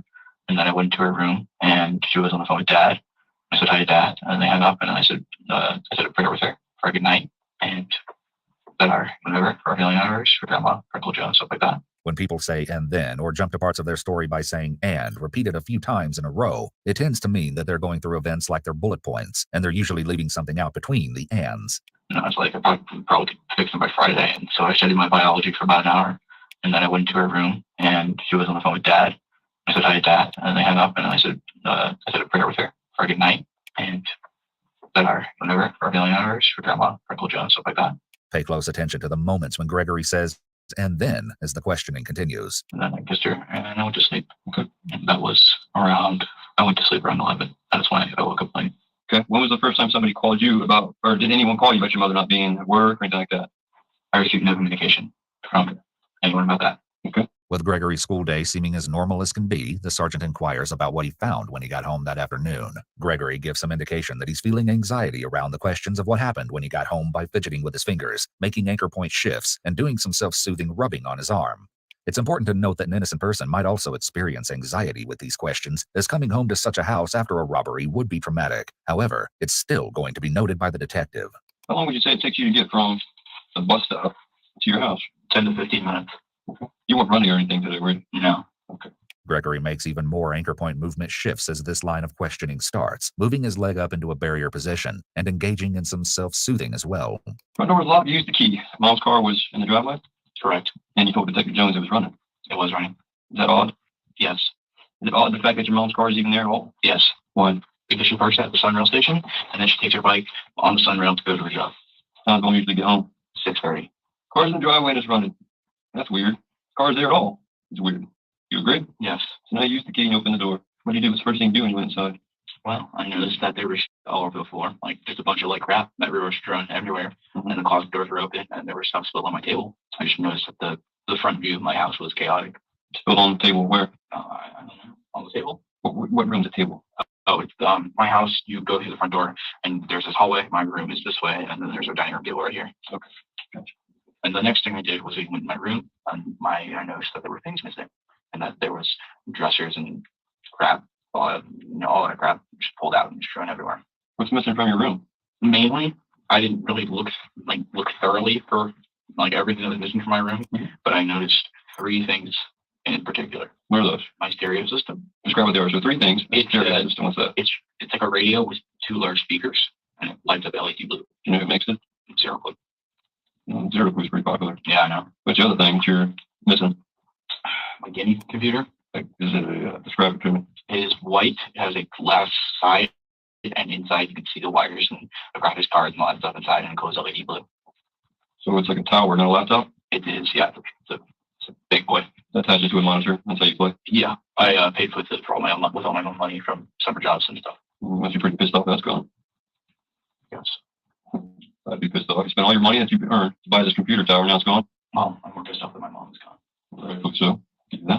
This is an interesting moment. It appears that Gregory doesn't want to show anger about his missing things, so he deflects it back to his missing mom to appear like the appropriately concerned teenager, but it all seems a little forced. What's the third thing? I noticed I have a 25, I forget the weight on it, but it's a hunting legal combat bow. Compact bow. You mean that? You good? I think so. Actually, someone needs to talk to me. You can talk to Detective Jones. While Sergeant Pagliari steps out of the room to make some calls, Gregory chats with Detective Jones. When do you think my house will not be a crime scene? I don't know. Sometimes it takes hours. Sometimes it takes almost a day and a half. I know you've worked cases like this before. It takes a while sometimes. And the more information you can give them, the better off it is. You know, they need to know what to do, where to go. I made a lot of bad decisions in my life with regards to other things. Yeah. And it's just. His answer here immediately grabs Detective Jones's attention, and he moves into the confession position. Gregory must have noticed because he quickly clarified with regards to other things, but it makes you wonder what exactly is his sponsor thinking in this moment. Now, my mom's gone. Like, how am I gonna reconcile with myself? Well, why would you think that's the case? Because no one knows where the hell she is. Why would a homie date or take hostage to let somebody knows? I just hope my mom's okay. Yeah, I do too, Greg. I can't imagine what it'd be like. Love your mom, don't you? After you guys had your argument with her last night, if he was here right now, what would you say to him? I would just feel like such a dick after every argument we have. It just makes me fucking great. Because we don't understand each other. We're different people and have different opinions, but we love each other. Oh no! You know, you feel guilty about the fight a little bit? I just,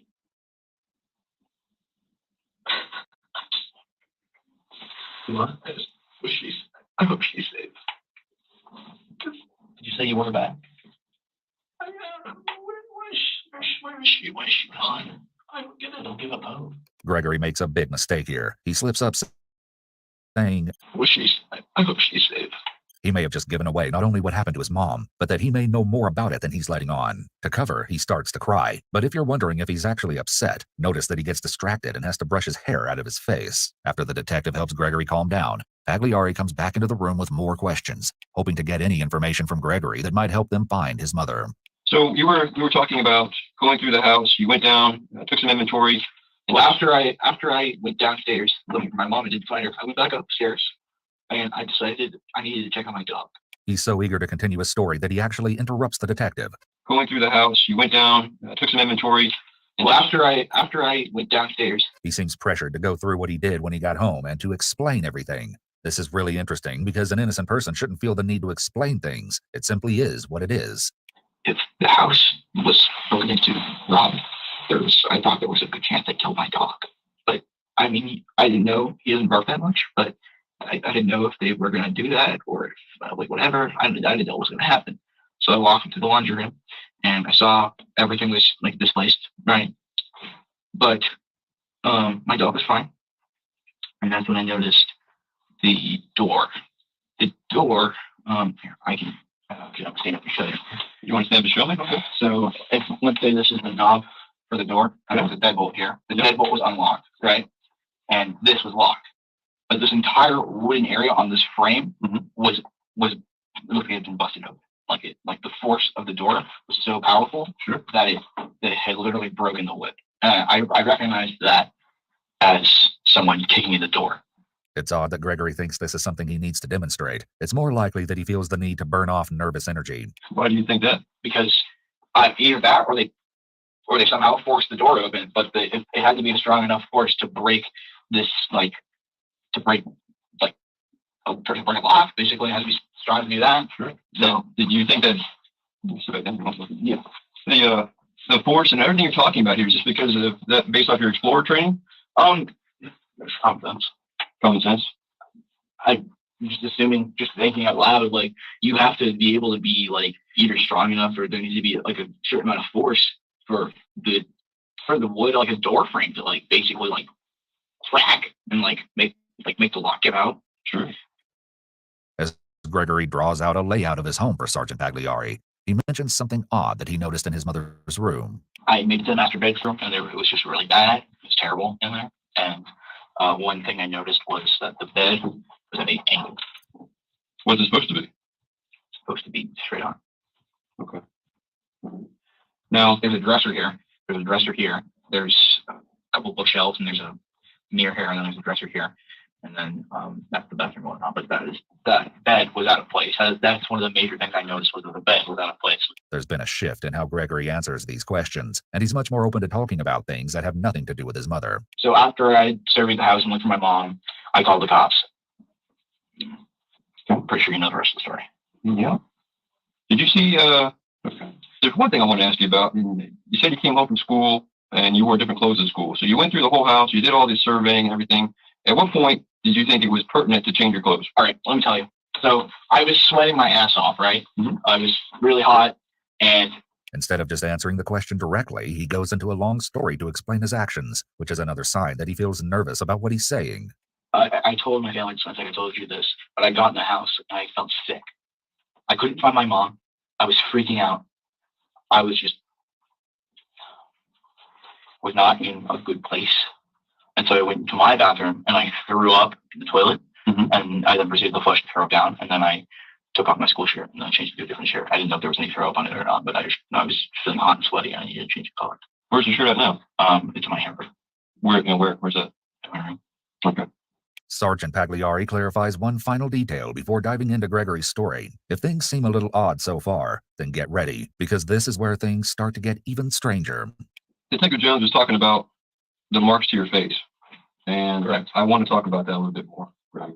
All right. When did that happen? Can I ask what relevance this has to the conversation? Everything is relevant, Greg.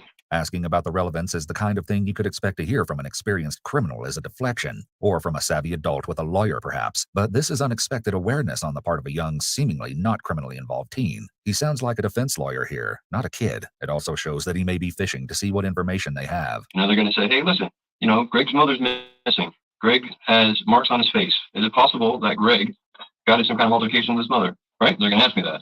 Yeah. Okay. So now I need to explain when you got those marks on your face. All right. Good. When? Yesterday, Yesterday? What time? after school, Where at? student parking lot. Okay. Who did it? My friend Joe. What's his last name? It starts with an L. You have a class with him?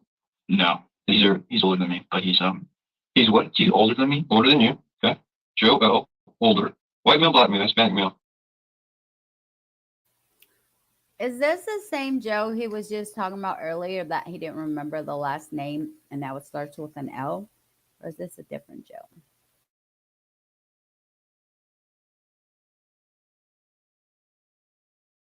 White. Okay. What grade do you think Joe L is in? He's a junior. How long have you known him? Year and a half. Okay. Not gonna explain the situation to you because it probably looks like I got my ass beat. Go ahead, please. Tell me what happened. All right. So at homecoming, Joe's ex-girlfriend was attempting to grind on me. I don't know if you know what that is. Tell me what it is. It's like when you have well, I was hanging out with my friend, my other friends, right? And they're getting grinded on, right? But I don't have a girlfriend, and I'm kind of more focused on other things, and I don't have time for that. And so his ex-girlfriend, Joe's ex-girlfriend, comes to grind on me, and I'm like, I don't really want to do that. And she's like, come on, it'll be fun. And so she did it, and I kind of let her because I wanted to fit in, I guess. But Joe found out, so he came up to me, and then he slapped me and he punched me. And he goes, dude, what the hell?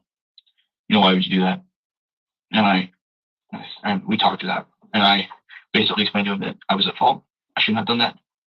I value you more than those other people. I value what we have. And I wouldn't want to end that. And I want you to understand that I'm sorry. And then I really want to continue being friends with you. And he was like, it was kind of a dick move for me to come up and hit you without any pretext. So I'm sorry that I did that. Then we hugged. And I said, see you tomorrow. And that was it. Was there anybody else there that saw this? No. Not that I know of. Not that I know of is a selective memory statement, but Gregory's entire story is full of red flags, starting with the neck rubbing. It's not particularly believable that most teen boys would get in a fight like that and make up that quickly, never mind hug, and not even know each other's last names. Either Gregory actually has no clue how normal interactions work, or he thinks the officers are that naive and dumb that they will believe this story. So you were just in the parking lot. Like, were you walking? Were you hanging out? I mean, tell me about how I was hanging out with my friends. So you were there in the parking lot with other people? Yeah. Okay. Well, can you name somebody with a first and last name? Brian Torres. Brian Porez? Spell it for me. Give it a go. Porez. Porez. So, Porez. Yeah. Okay. What grade is he in? He's a senior. Is he in a class with you? No. No. He saw it all go down. So Brian Porez saw Joe L. punch you in the face. Yeah. In the student parking lot yesterday at University High School. Yes. Okay. Gregory's story is now out in the open, but there are a few issues with it. While Sergeant Pagliari has been speaking with Gregory, another investigator has been verifying information with Gregory's school, and things just aren't lining up. That's 100%. That's everything? No, that's it. I mean, you're telling me that what you're telling me is the truth. Yeah. Okay. You're in school all day. Yep. I never know you. Should I believe everything that you told me today, Greg? I mean, it's up to you. Well, here's the thing. Okay. Do you think that I'm not going to go or have some of my detectives go and run down your story and verify all these places you're at? Yeah. An honest person is much more likely to just say yes or ask, why wouldn't you, instead of a more confrontational answer like, it's up to you. And when I do that, what are they going to tell me? They're going to tell you it's truthful.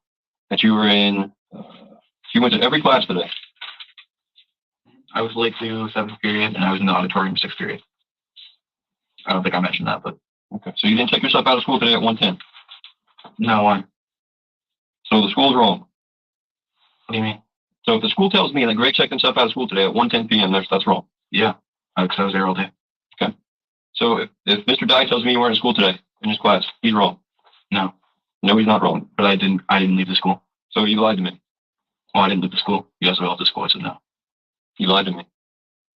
Period. I don't give a damn what it's about. You lied to me. Yeah. What happened? Gregory seems to freeze a bit here, like he's trying to decide what his next story is going to look like. The detective just confronted him, and now he's entered the deconflicting stage of the liar's loop for this part of his lie. He now has to make his story fit into what the detective already knows. As well, the detective is doing a good job of slowly entering the confrontation stage of the Reid technique, bringing up piece by piece to see how Gregory responds. He's also sitting in the same position as Gregory. This kind of mirroring is meant to improve rapport and connection, even while confronting him. Well, as you know, I have a D in biology. I fell asleep in this class. And so I needed to get shit done. I needed to get on that grind. So I skipped into the auditorium 6th and 7th period. And I sat down and I took that time and I did my bio homework. And that's what I need to do for bio because I'm missing a frick ton of lot of assignments in there. I think I'm missing 6. It doesn't need to be done. So why would the school say you checked yourself out at 110? Because I would show up absent for both of those classes. You can't check yourself out. It's hard to tell if Gregory is being genuine, but if he's willing to lie about something like this, then what else could he be lying about? Why'd you lie to me about stupid as biology? Because I don't want you to have a bad opinion of me. Because I want you to understand I've done a lot of wrong things in my life. And I acknowledge that. I don't make the best decisions. But if something serious as this, or my mom is missing, I need you to, not have a bad opinion of me. My opinion of you, Greg, is whatever you tell me. My job is not here to make judgments, good, bad, or indifferent. My job is to get as much as I can from you to help find your mother. Now, when you lie to me, even if it's a little bit, yeah, you lose some credibility. And you can get all upset and cry about it. That's just the way that it goes. No, I get it. You hear what I'm saying? No, I hear what you're saying. And then I get these things about, well, who's the guy that drove you? I don't know. Brian something. Well, I didn't lie to you. I legitimately forgot his name the first time I was talking about him. These things that you tell me, Greg, especially when you're not in school. Can anybody verify where were you when you did your biology homework? In the auditorium. So I want to see you on camera in the auditorium doing your biology homework. Yeah. Are you sure? Yeah. Okay. So if I don't see that and I call you a liar again, am I right to do that? Yeah. That's what you will see. So I'm not really worried about it. Okay. All right. So if I were to hypothetically just say, or just to say, not even hypothetically, if I were to say that you went home last night, got in an argument with your mom for whatever reason, I guess it was the biology thing, right? Because I know she told your dad. Yeah. That you guys got an argument about it. If I were to say that you went to school and then you came home, somehow you got home. I'm not sure how you got home, but you checked yourself out. Now again, give me some credit here. You checked yourself out, or you left school, checking out. You just left. Somehow you got home. You get home, something happens to your mom, or you and your mom got into hands-on. You did something to your mom. Wouldn't that be far-fetched? What do you mean? You killed your mom. Why would you think I would do that? Following this accusation, Gregory freezes and pauses for a long time. Right now, he's been pretending that she's just missing, so this is a big jump, but Gregory's response is very suspicious. He doesn't show any anger or indignation as you would expect from an innocent person being accused. He just flipped it and asked the detective a question. He didn't even deny it. Okay, guys, so far what we've watched, what do you think about his body language, what he's saying, his lies? I don't know. Just deflected. You tell me. You guys have ups and downs. You got marks on your face. You told me Joel is the one that punched you in the face, but before you didn't say shit about it. You didn't ask. I did ask. I said, who was there? I don't know. Oh, maybe my friend was there. Your credibility with me, Greg, sometimes is up and down. So again, when I ask you, would it be far-fetched if you came home today and killed your mother? Yeah. You did kill your mother? No. Would it be far-fetched? Yeah. Why? So I've never done something like that. But she said you. I know she said you. This is the first big confrontation when Pagliari states, "You killed your mom." He then attempts to build a theme that she's been hitting Gregory, offering him some kind of justification. But as the accusations against him become more and more severe, Gregory seems to realize that the only way to protect his innocence is to make some tragic and startling revelations. Have you ever been sexually assaulted? No. Have you? Yes. Okay. I have. I was sexually assaulted. I reported it to the police. They did nothing. Okay. So the only person that was really there for me were my parents, and specifically my mom. My mom was the one who helped me through that dark time in my life. I felt I attempted to more than once, more than 3 times. She never put me in all backs. She never called the cops. She never did any of that. She helped me through that time in my life where I was in a bad place, and she saved me from myself. I love my mom more than anything. And we have our ups and downs and we have our problems, but I love her. The timing of his story is questionable. He seems to be trying to deflect from the accusation that he killed his mother and put himself into a victim role in the eyes of the detective. It's a fairly common tactic for narcissistic individuals to use threats or actions like this to manipulate others. He also makes really intense eye contact while leaning forward and seems to be trying to read if he believes his story. This position is similar to the confession position, but the officers don't have him to that point yet. He's just trying to manipulate them into believing him. And I was explaining to Detective Jones earlier, I had gotten into an argument with my mom maybe a year ago. And she sat me across the room and she said, I'm scared of you. And I said, why? She's like, what if you lay your hands on me? And I said, I would never do that, because I would never do that. That's not something I would do. That's not something I would ever do. I would never lay my hands on my mother. She's done too much for me, too much for her family, for me to lay hands on my mother. You're a detective, right? Yes. Okay. So, do you want to know what happened today? Yes. Do you want to, me and you want the same thing? Yes. You want to find my mom? I want to know what happened to your mom. I want to know what happened to my mom as well. And I don't think she's dead. Whatever. I try to think positively, but it's whatever. The point of the matter is, like I've said before in our previous conversation, Like I said before, is a reference statement and saves him from having to repeat a lie again. I've made some mistakes in my life, and I regret them. And now I'm going to voice my mistakes to you, so you can understand what happened. I don't know what happened to my mom. That's the first thing I want to get out. I don't know what happened to my mom, but I do know where I was. I know how everything conspired, and I know that I lied to you a lot because I wanted to protect my own name. But I realize now that after you asked me whether I killed my mom or not, I realized that there's something more important than just me, and that's my family. And in order to help my family and get them the answer that they want, Gregory is really trying to position himself as a good person by repeating how much he cares about his mom, family, and how great of a kid he is. A truly innocent person would likely not need to repeat this to convince anyone, as it would be obvious. and it just I need to be completely honest with you. And so that's what I'm going to do. So flip the page and I'll tell you what happened. It's clear that he So I think that he didn't plan it. I think it was the heat of the moment because they got into a fight. And then I think he just went wacky and, you know. He's used to being in charge and telling adults what to do, as it's very bold for a 15-year-old to tell a detective what to do, such as flip the page. As Gregory begins to spill the beans on the events leading up to the incident, his story sounds similar at first, with him getting a ride home from the police explorers the previous night and getting into a fight with his mother over his grades. However, things took a shocking turn after Gregory supposedly went to bed that night. Around 11 o'clock on Thursday, I went to sleep. But I didn't really go to sleep. I just kind of went to my room and turned off the lights. I'm not allowed to have my phone in my room due to something we'll discuss soon. So I go at 11.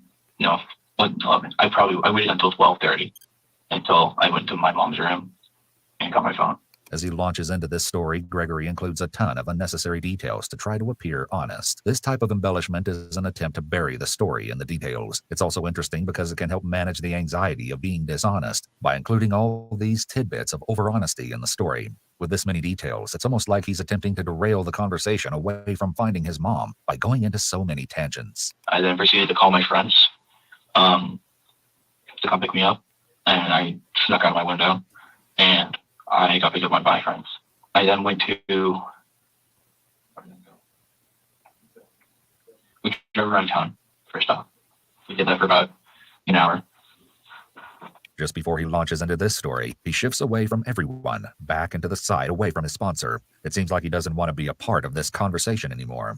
In that hour or two, I smoked a lot of cigarettes, drank a lot of alcohol, did a lot of shit. But, so whatever, right? It's now 1:30, I believe. I'm back. And we go to where me and my friends we're in the car. And I have to understand, while my friends did come, quote unquote, pick me up, I was the one driving. And I wasn't. And while I had some drinks, I wasn't drunk. I wasn't drunk. You talk too much, though. Lucid and conscious. So I was driving my mom's minivan. And we drove to this church, and there's a fire pit in the back. And so me and my friends smoked a bit there. Over there. I bought an LSD tab. So I met my friends.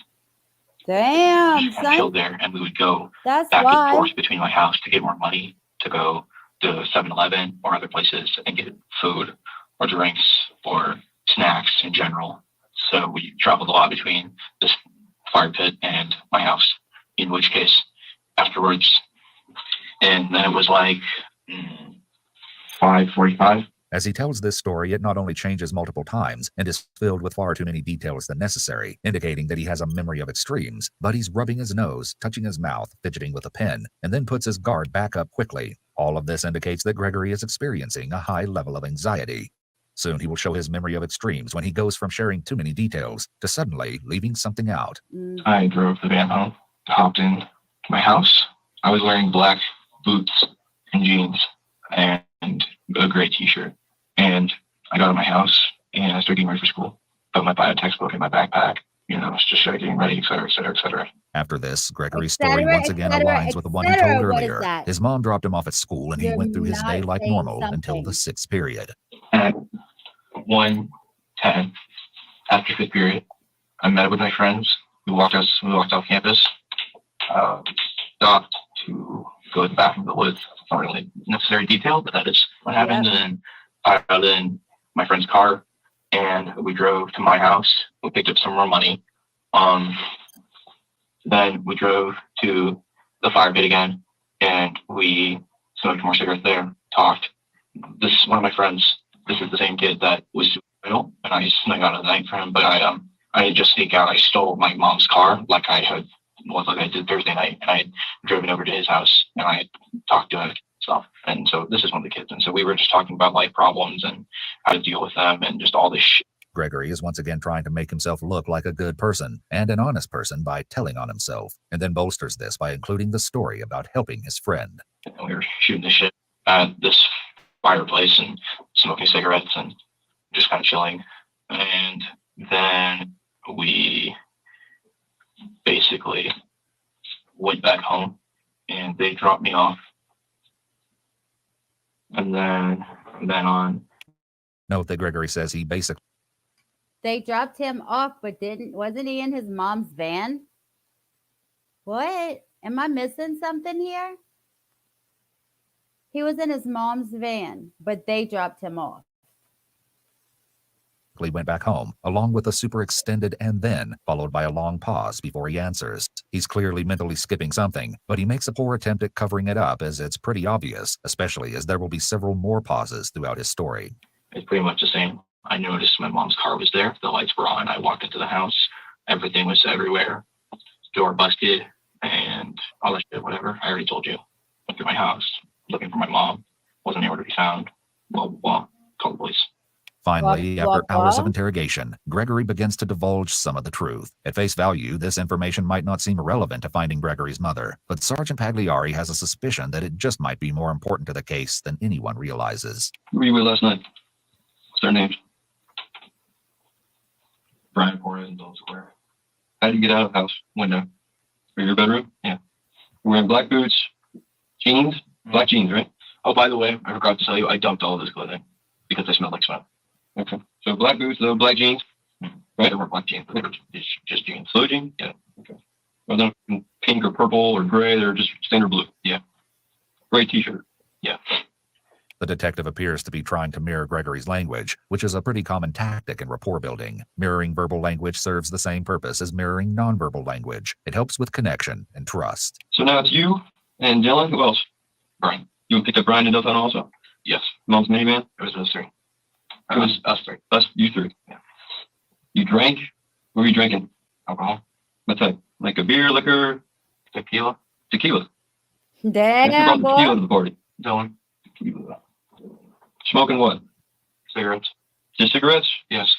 And these guys, Dylan and Brian, dropped you off today Correct. at your house, Well, I told you they dropped me off at. right here.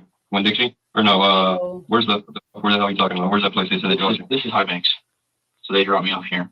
I walked the rest of the distance. So it's not possible Where's that the Dylan van? and Brian came to your house after they dropped you off, stole your shit and killed your mom. Is that possible? Well, I see them drive past me. Okay. Well, I have to ask because again, I'm trying to figure out what the hell happened to your mom. No, they're definitely accounted for because I saw them throughout the school day. And so if whatever happened to my mom, I don't even know what the fuck happened, but whatever happened to my mom, it happened during the school day, obviously, because when I got home, she wasn't there and the house was ransacked. So obviously something, whatever. Gregory repeats the word obviously, which is a way to push his narrative. Remember, the more you repeat something, the more likely others are to believe it. So none of that's missing. You didn't take to go trade for drugs or anything else? No. Okay. Did your friends? No. Okay. Now you understand that, hopefully you understand, that this could have been flushed out hours ago. Yeah, I do. So I want to give you some credibility. Like, what's that got to do with, you said you want your to have answers. This isn't any answers for me. I mean, this is you going out, being a teenager, stealing your mom's car and doing some. I thought you were going to tell me that you know what happened to your mother. Like somebody killed your mom or took. I don't know what happened. I already told you. Okay. I'm giving you my alibi. So you know what? Off my mom. Stating that he's given his alibi is certainly odd, and rather than actually denying being involved, Gregory seems to be fixated on his story. Okay. You're not getting hostile with me, are you? I'm here to help you. Yeah, no, but I'm not trying to get hostile. It's just the fact that. Well, you have to understand that you could have told me this before, but now, did this guy, Joe, punch you in the face yesterday? Is that legit? Yeah, it is. This is the first time we see Gregory get really flustered, though we've seen him do a lot of self-soothing throughout. Perhaps he's realizing he's still not out of the woods, but little does he know this interview is not going to go the way he hoped. Okay, so Brian saw the guy punch you in his face. Did Dylan see this guy punch you in the face? No, he wasn't there. He wasn't there, but Brian's going to vouch for you. Yeah. Okay. Just making sure, because again, I want to, if you can't understand that I'm taking some of the things you say with a grain of salt. Making Gregory think that his friends might not corroborate his story and planting a seed of doubt that his friends will give a different story, the detective is using the prisoner's dilemma to try to get him to be honest. Then, No, I totally understand. okay. But yeah. So neither one of them know that my mom is missing. Sergeant Pagliari gives Gregory one last chance to tell the truth before they verify his story with evidence. I want you to look at me real quick, because I'm about to tell you. I want you to understand the magnitude of it. Okay. Okay. So earlier in our conversation, I've been very transparent with you. I've told you some of our tactics and things that we're going to do. I told you that we're going to verify your story, right? Yes. Okay. So one aspect of your story, obviously, is a rundown Brian and Dylan. Okay, who you said you were with last night, and here you're with today. Okay. Correct. So think carefully about this.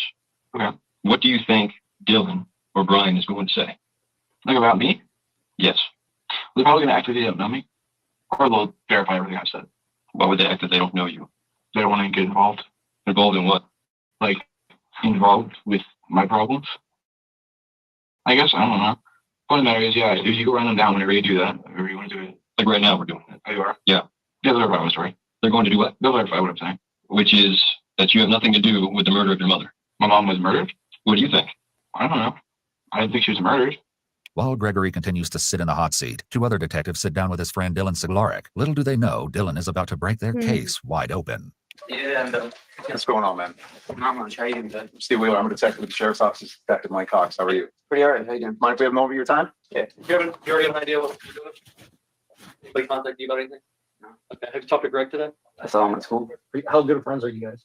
I mean, I talked to him, but we're not like super close. Okay. Who's he super close with? I don't really know. I don't talk to him that much to really find out. I only have like 2 close friends myself. So. Okay. Who are your close friends? There's Brian. He's a really good friend of mine. And then, yeah, really Brian. He's like the only person I talk to on a daily basis. What's his last name? Porras. Porras? Porras. You know another kid named Joey? Joey Jr. or something like that? That may be friends with Greg? No. I mean, I don't know people by names really. So like I might have seen him, but I don't know him. While this isn't definitive proof of whether or not Gregory's story so far has been true, there seems to be some discrepancies in the statements given by both of the boys. Dylan doesn't know who Joel is, and maybe it's because there's an entirely different reason that Gregory has scratches on his face. Not only that, but he also seems to be downplaying his relationship with Gregory. According to Gregory, he had saved Dylan from taking his own life. It seems strange that Dylan wouldn't consider Gregory a close friend after such an incident. Have you ever gone to Greg's house? Yeah. I'm in a great house. Okay. When do you think the last time you were over there? I mean, probably last time I worked with him. Right? Like, yeah, last time I worked with him. So like Saturday. Okay, so recent. Like, is he okay though? So Greg's fine. Okay. Dad's fine. Everybody's fine except his mom. That's the problem. Is his mom is gone. We don't know what We she's have no idea where this lady's at. We have zero idea where this lady is at. And that's why we're here talking to you, because we know you're friends with Greg. Yeah, I was just worried for him. Yeah, Greg's fine. I mean, it looks like he got in a fight. He said he got in a fight today at school, which is why we were trying to figure out what was going on there, because just going with all the leads that we possibly can. So For now, Dylan is aware that he needs to watch everything he says, but later on, he won't be so careful. As soon as he mistakenly thinks the cameras aren't rolling, he will make some truly shocking statements without realizing he's being recorded. she's missing today. Yeah, she's missing today. She's missing right now, and they have no idea where this lady went. There's some unusual circumstances around it that where it's abnormal and Enough abnormality to get a bunch of detectives out here. yeah, we were both at home and they called us and said, "Hey, we need you guys to come in." We Yeah. start calling. With some general information gathered from Dylan, the detectives start verifying his story. The only time you saw Greg today was in the morning and in the afternoon at lunch, and you haven't seen him since. I didn't really see him now. What do you mean you didn't really see him? Like, I didn't face to face kind of thing. So I'm walking, but When? after lunch and then before I left. Okay, but not out of school. No, Greg never left early and got a ride with you guys at all? no, I was with Brian. It's clear that Dylan and Brian are incredibly close and seemingly spent the day together. Wanting to make sure that they have every angle on this story, detectives are sent to question Brian as well. How you doing, sir? Shut up. Yeah. Hey, Brian, I'm Detective Wheeler. This is Detective Johnson. Yeah. We need to talk to you. So, can we talk to you? Here, let me step out real quick. Sorry, you just woke me up. Sorry, man. All right, well, here's the deal, man. We need to talk to you about that burglary happened over at Greg's house today. You know anything about it? He messaged me that something happened. That's all I've heard, though. Yeah. Did you see Greg today? That's cool. What time? From last I saw him was lunch. Did you see him after lunch? What? Did you see him after lunch? No, I was in class. That's really like one of the last times I saw him. So far, it seems like Brian and Dylan's stories are adding up. However, it doesn't take long before Dylan makes a mistake. Did you ever know Greg to have how do I describe this? A mean streak per se in him? You ever seen him get angry? Like anger issues. Angry, yeah. Any indication that he has it in him? Does he have a lot of anger built up? Does he have a lot of animosity against anything or He anyone? Like have hate for anything, but he has anger. Yeah, What's he have anger about? just he's like anyone. Something little, it just make him angry out of nowhere. Did you ever see him snap? No, I've never seen that. How do you know he has anger? Because I've just seen him angry, like about stuff. What kind of things? I didn't really ask about it. It's not really my thing. No, How did he act when he was angry? I mean, does he just he shut down? Does he get fired up? Does he he? shuts down. He just doesn't want to talk to anyone when he gets angry. Has he given you anything to hold of his from that house? Last week he let me borrow the bow.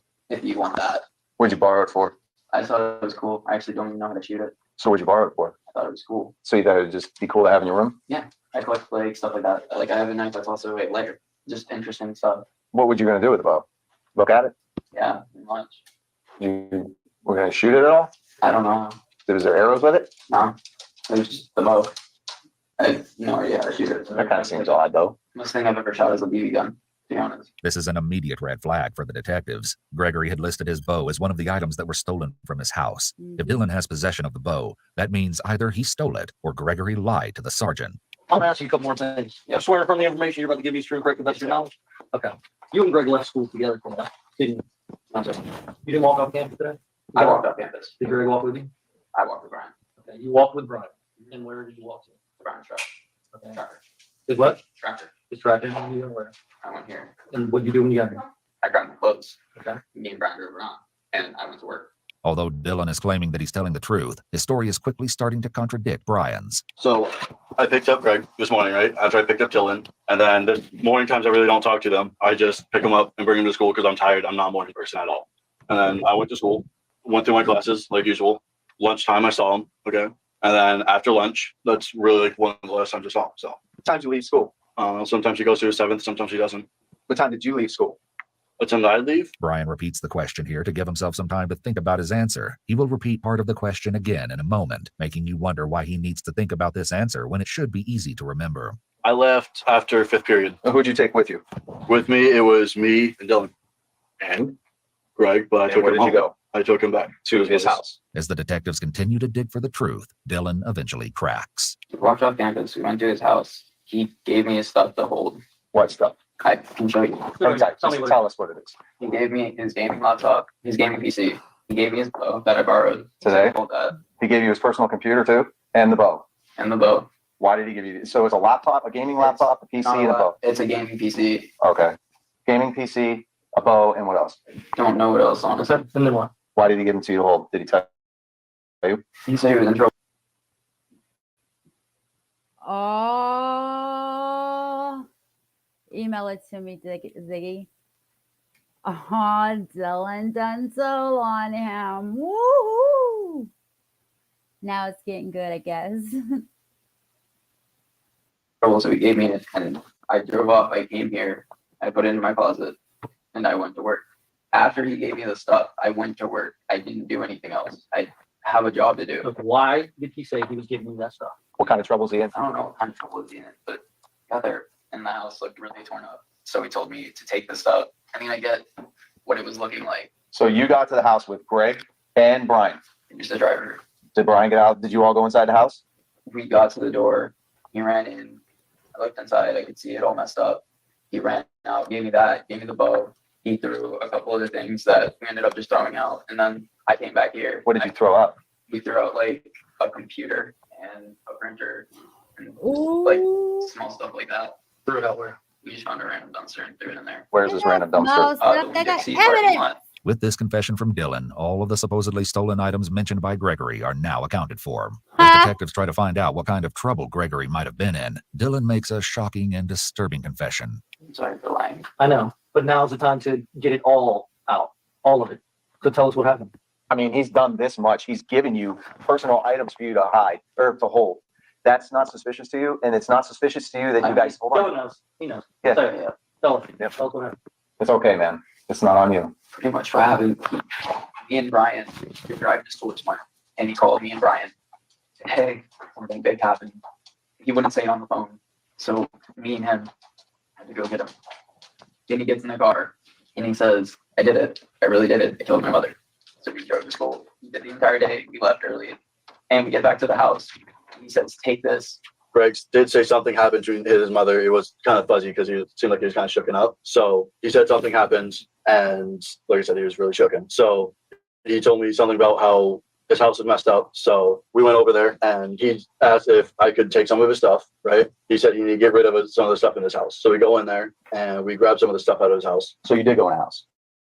Yes, and we So Dylan and Brian went into his house and he gave them both stuff to hide. Is that correct? I think he's talking to Brian now. put it in the tracker, and he told us what needed to be like kept and what needed to be thrown away. So we stopped and we threw away, like you said, the printer, the jukebox. Yeah. Where else did we stop? The church right up there in High Banks. What happened at the church, buddy? Greg had he put one of the, like a trunk. He put that in the water. What was in the trunk, buddy? A whole bunch of random stuff. Like just junk that you see like a garage sale. After hours of investigation, interrogation, and turmoil, detectives finally are getting to the truth. Despite having this horrid information, there's still so much they need to know. But Brian is still reluctant to admit one crucial detail. What was said? What did Greg tell you? Don't cover up for Greg. I'm not trying to cover for Greg. If he said it, then he said it, and then you did what you did, and that can be explained. Mm-hmm. But don't sit here and just continue to lie to us. All right? Okay. You and Greg are buddies. There's more than one person here. It's not just you. Remember that. By stating there's more than one person here, the detective prisoner's dilemma with Brian. There's two other parties involved. It's not just you. Okay. So it's not like we came here blind. Looking for answers. Yeah.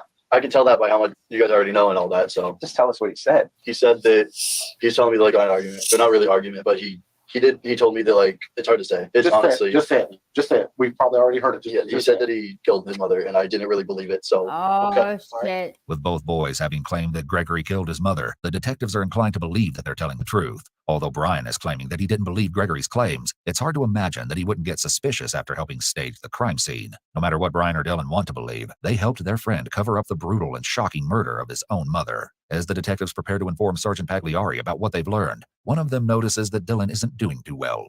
Yeah. You okay? I know your history. I just want to make sure that you're not thinking about harming yourself or anything. Dylan, you okay? I know it's tough. Feel anything for it.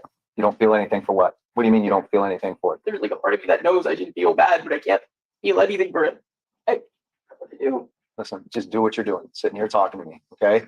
I can understand it. You're probably not feeling anything because you haven't really processed it yet.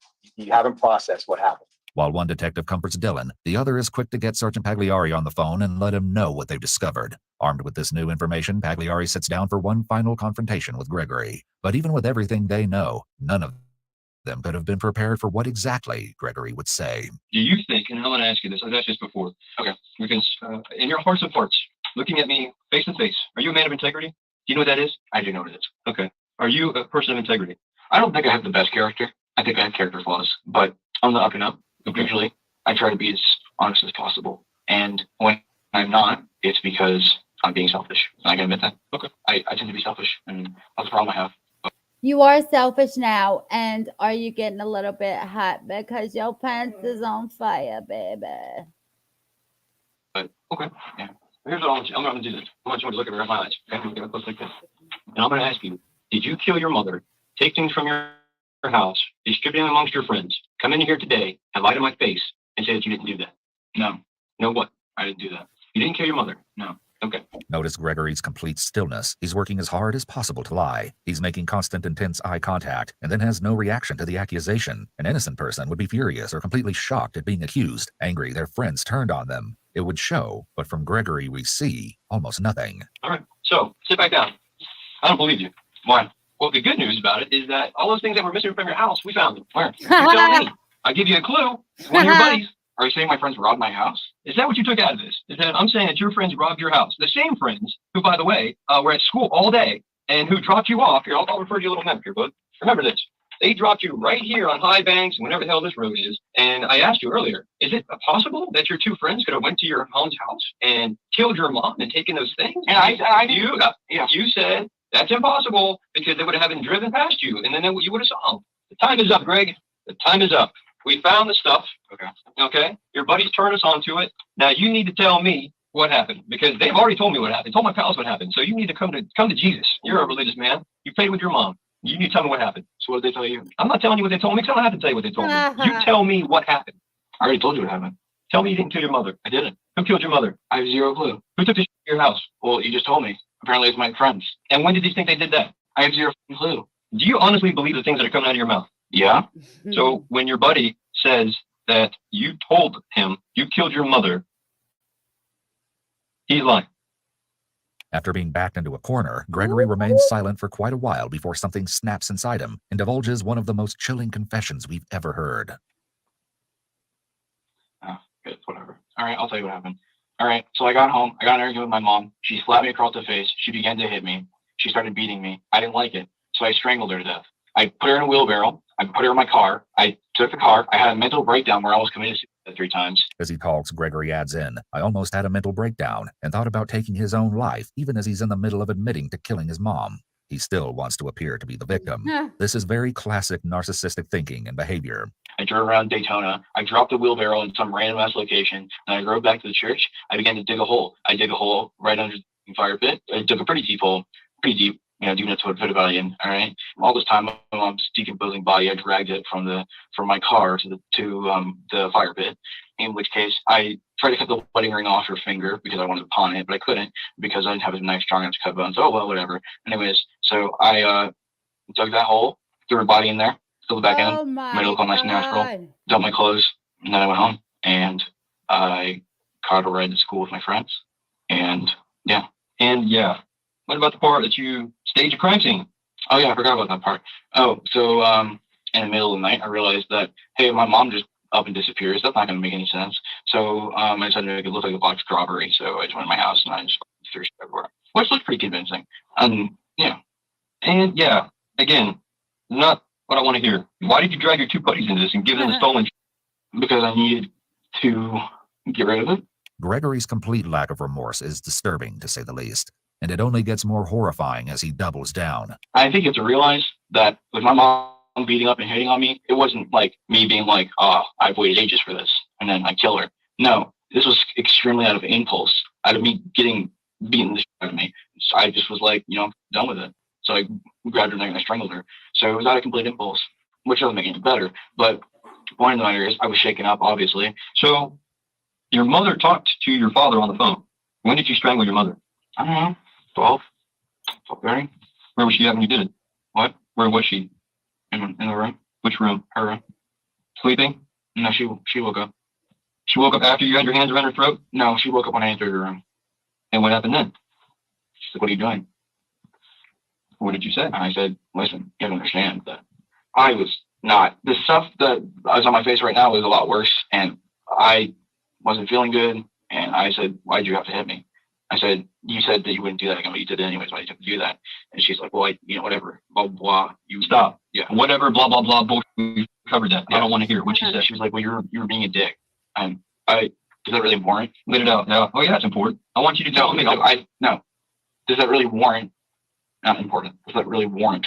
Wasn't being a dick. I already explained to you the conversation that I had with her. All right. It's still about my bio grade. It's still about all that shit, right? And it's the same conversation I had with her. But it's the same conversation. It's just, like I said, it escalated to screaming and yelling, and then she started hitting me. And I did not hit back. I did not punch her back because, like I said, I wouldn't do that. Gregory is making a lot of referral statements by saying, like I said, over and over. He's trying to find a way to maintain his story wasn't complete lies by pointing out the pieces of truth he said before. Until I realized that if I let her keep on beating me around and basically letting her just do whatever she wanted, that eventually it was either going to be me or her. And so I made a decision. According to Gregory, his mother's murder was a preemptive self-defense, but that doesn't justify such a horrifying and unforgivable crime. He continues to share more grisly details of the cold-blooded attack. Put your hands around her neck. She facing you when you did it? Yeah. You extend your arms and put your hands around her throat. Yes. And squeezed. Yeah. What did she do? I mean, what can you do in that situation? You tell me what she was doing. Well, I forced her onto the ground and I was strangling her. And she was trying, she was clawing my arm. She was whatever. I mean, you can probably see on my hand where in this crease here, I was putting so much stress on it because I was over it. I realized that it was either her getting so angry at me one day that she just takes out a kitchen knife and stabs me, or it was me getting so angry with her that I strangled her to death. And so I took the latter because I didn't want her to kill me. I didn't think that was fitting. That wouldn't have worked out. So I just took action instead. Gregory seems to really struggle to come up with an explanation here. I didn't think that was fitting is particularly odd phrasing in the middle of a confession. Though he admitted he killed her, he's trying his hardest to make it self-defense with a roundabout justification. Though it sounds completely unbelievable, it's likely he's probably actually convinced himself of this. You throw her, you force her to the floor, and you choke the life out of her. How'd that make you feel? I felt nothing. How long did it take? 30 minutes. You choked your mother on the floor to death for 30 minutes. Yeah. How'd you know she was dead? Okay, actually, let me rephrase this. I choked her to death, and I thought she was dead, and I went to go get the wheelbarrow, and then she was moving, so I had to get back on top of her and finish the job. And then once she wasn't resisting when I was dragging her dead body across the floor, I knew she was dead. Gregory continues with his crude and detached tone as he describes how he disposed of his mother's body. Well, listen, dead bodies are heavy. They're a pain in the ass to carry. I was like, all right, well, this is easy, simple fireman carry, right? I'm going to pick her up, whatever, bring her to the car, throw her in there. Nah, this is heavy. So I got the wheelbarrow, and I dragged her out to the stairs, and then I positioned the wheelbarrow in the way so I could basically muscle her body into the wheelbarrow just perfect enough to where I could get her into the car, actually into the wheelbarrow without having to, break my bag. Okay. So you take her to the car. Where do you put her in the minivan? I just shoved her in there. In the very back? Yeah. I was trying to just I put 2 belts around her legs, and then I dragged her into the car. 2 belts around her legs and dragged her into the car? Yeah. I tied 2 belts. I had like a belt around her ankle and a belt around her ankle, and then I tied them together, and then used it as a crutch. So you were in the van and just dragged her from inside the van and dragged her from the wheelbarrow into the back of the van? Yeah, it was a bit to do, but yeah, I did it. As Gregory describes his next steps, we get a fascinating glimpse into the twisted mind of a teenage murderer. Okay. So you pull her into the back of the car, and then where do you go? Well, I threw a wheelbarrow in there, and I was like, and I got the shovel, and I was like, okay, let's do this. Whatever, it's easy. No. Then I had a bunch of breakdown. I was like, oh shit, blah, blah, whatever. Nope. Blah, blah, blah, whatever. What's that mean? Fill it in. Whatever, holy shit, what am I doing? Or whatever. Destroying my future, blah, blah, whatever. The repeated blah, blah, blah statements show the fascinating but disturbing dichotomy of how Gregory presents as intelligent as well as very childish. This is the hallmark of most teens, but it's extremely chilling when tied to discussing murder. Basically I was basically reasoning with myself, do I deserve to live? And I realized that I did the thing I did out of self-defense. I mean, sure, she wasn't hitting me in the moment, but it would have eventually just gotten worse and worse and worse. It's always gotten worse and worse and worse over the years. But it was just a matter of time. I was on the highway, I was driving, and then I realized, well, I had lots of thoughts going through my head. And my original thought was, oh, well, what if I just dump my mom's body in some random ass location with a wheelbarrow, and then I just go on the run, right? And then I realized, where would I go? I mean, I had my sister's house in Michigan, yeah, but she just turned me to the cops, and whatever, I'm not going to get out of the country, and whatever, how many hours they find her body. So it's not worth it. And I was like, well, I could just go into oncoming traffic. I mean, it's really busy in this area for some reason. I could just move my car into oncoming traffic and myself. And I was like, nah, it's a pussy ass way to go. I'm not going to do that. All right. So I just decided, well, okay, well, I guess we're just back at square one. So I'm going to go back to where I started. Gregory continues to narrate the account, and he doesn't hesitate to share the disgusting details about what he did to his mother's body. Drove the body back to the church and dig the hole, realized that my phone flashlight's not going to be enough, go back to the house, get a new flashlight. Then this is, by the way, this is me. This is when I'm talking about me going back. This took him a hell of a long time. Fantastic money. It's just me trying to make excuses for my phone being in certain places. I should have just trashed my phone like I did with my mom's, but I didn't really want to do that because I was listening to music and whatever. I was gonna get caught anyway, so I just didn't have a point. And so I get a couple candles, I get flashlights, I get whatever, and I get the area lit up, dig, realize that the body smells terrible. It smells like Jesus Christ, you smell a dead body? Do I smell a dead body? Yes, yeah, I have. Yeah, they smell like Casually listening to music while digging a grave and be so comfortable discussing the smell of his mother's dead body show his complete lack of empathy beyond the remorselessness he's displayed so far. So I was like, okay, you get something coming up. So I went to my house, got a can of bleach, and I was like, okay, when I get the body in there, I'll pour the bleach on it and just make it smell sterile before I cover it back up with dirt. I was like, that seems like a pretty good plan, whatever. There's been another shift in Gregory's speech patterns. As soon as he decided to confess, he's now talking a lot faster. This is most likely his normal way of talking, as before he was concentrating on being deceptive. So when we dig the hole, it's like, what, 4:30? And I was like, all right, so we dump the body and then we fill it back up. And then at 5:30. So myself. Okay. No. You said your friends and you went have a fire right there where you buried your mom. And then you say we? No. Nope. Okay, so you're talking about we being to yourself, nobody else is there. This is just you. Yeah, just me. So anyways, done with the hole. So kick the body in the hole, but it doesn't fit. So I had to kind of cram her in there. I don't know if I broke any bones, whatever. Pour the bleach on her, put the dirt over her, and I mean, when you go out there, you'll see it. It looks perfectly natural. Doesn't look like there's anything. And you masked the hole. What'd you do? Well, it was a fire pit, so I literally just threw the dirt back on it, moved the rocks around, it looks perfectly fine. So she's in the fire pit, or under the fire pit. Yeah. Okay.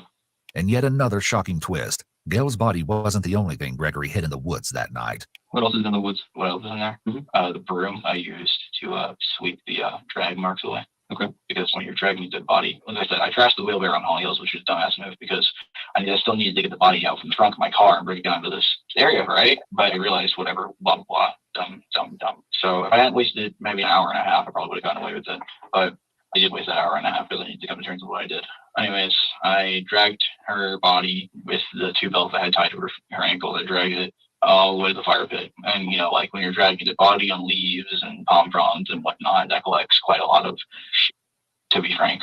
So is there anything else? I mean, you said there's a shovel in the woods, a broom in the woods. How about any of the stolen or the stuff that you took from the there's more. Yeah, there's stolen shit. There's nothing big. It's like all the small shit. And I just kind of chucked it in there because no one else wanted it and I needed to get rid of it. So there's a cache of stolen shit in the lake behind the fire pit, but it's probably all whatever. By the way, in the woods by the fire pit, I don't know, I can point out to you exactly, but there is 2 laptops and a 30 caliber gun right behind the fire pit in the woods. And obviously, the rest of the stuff is. I do.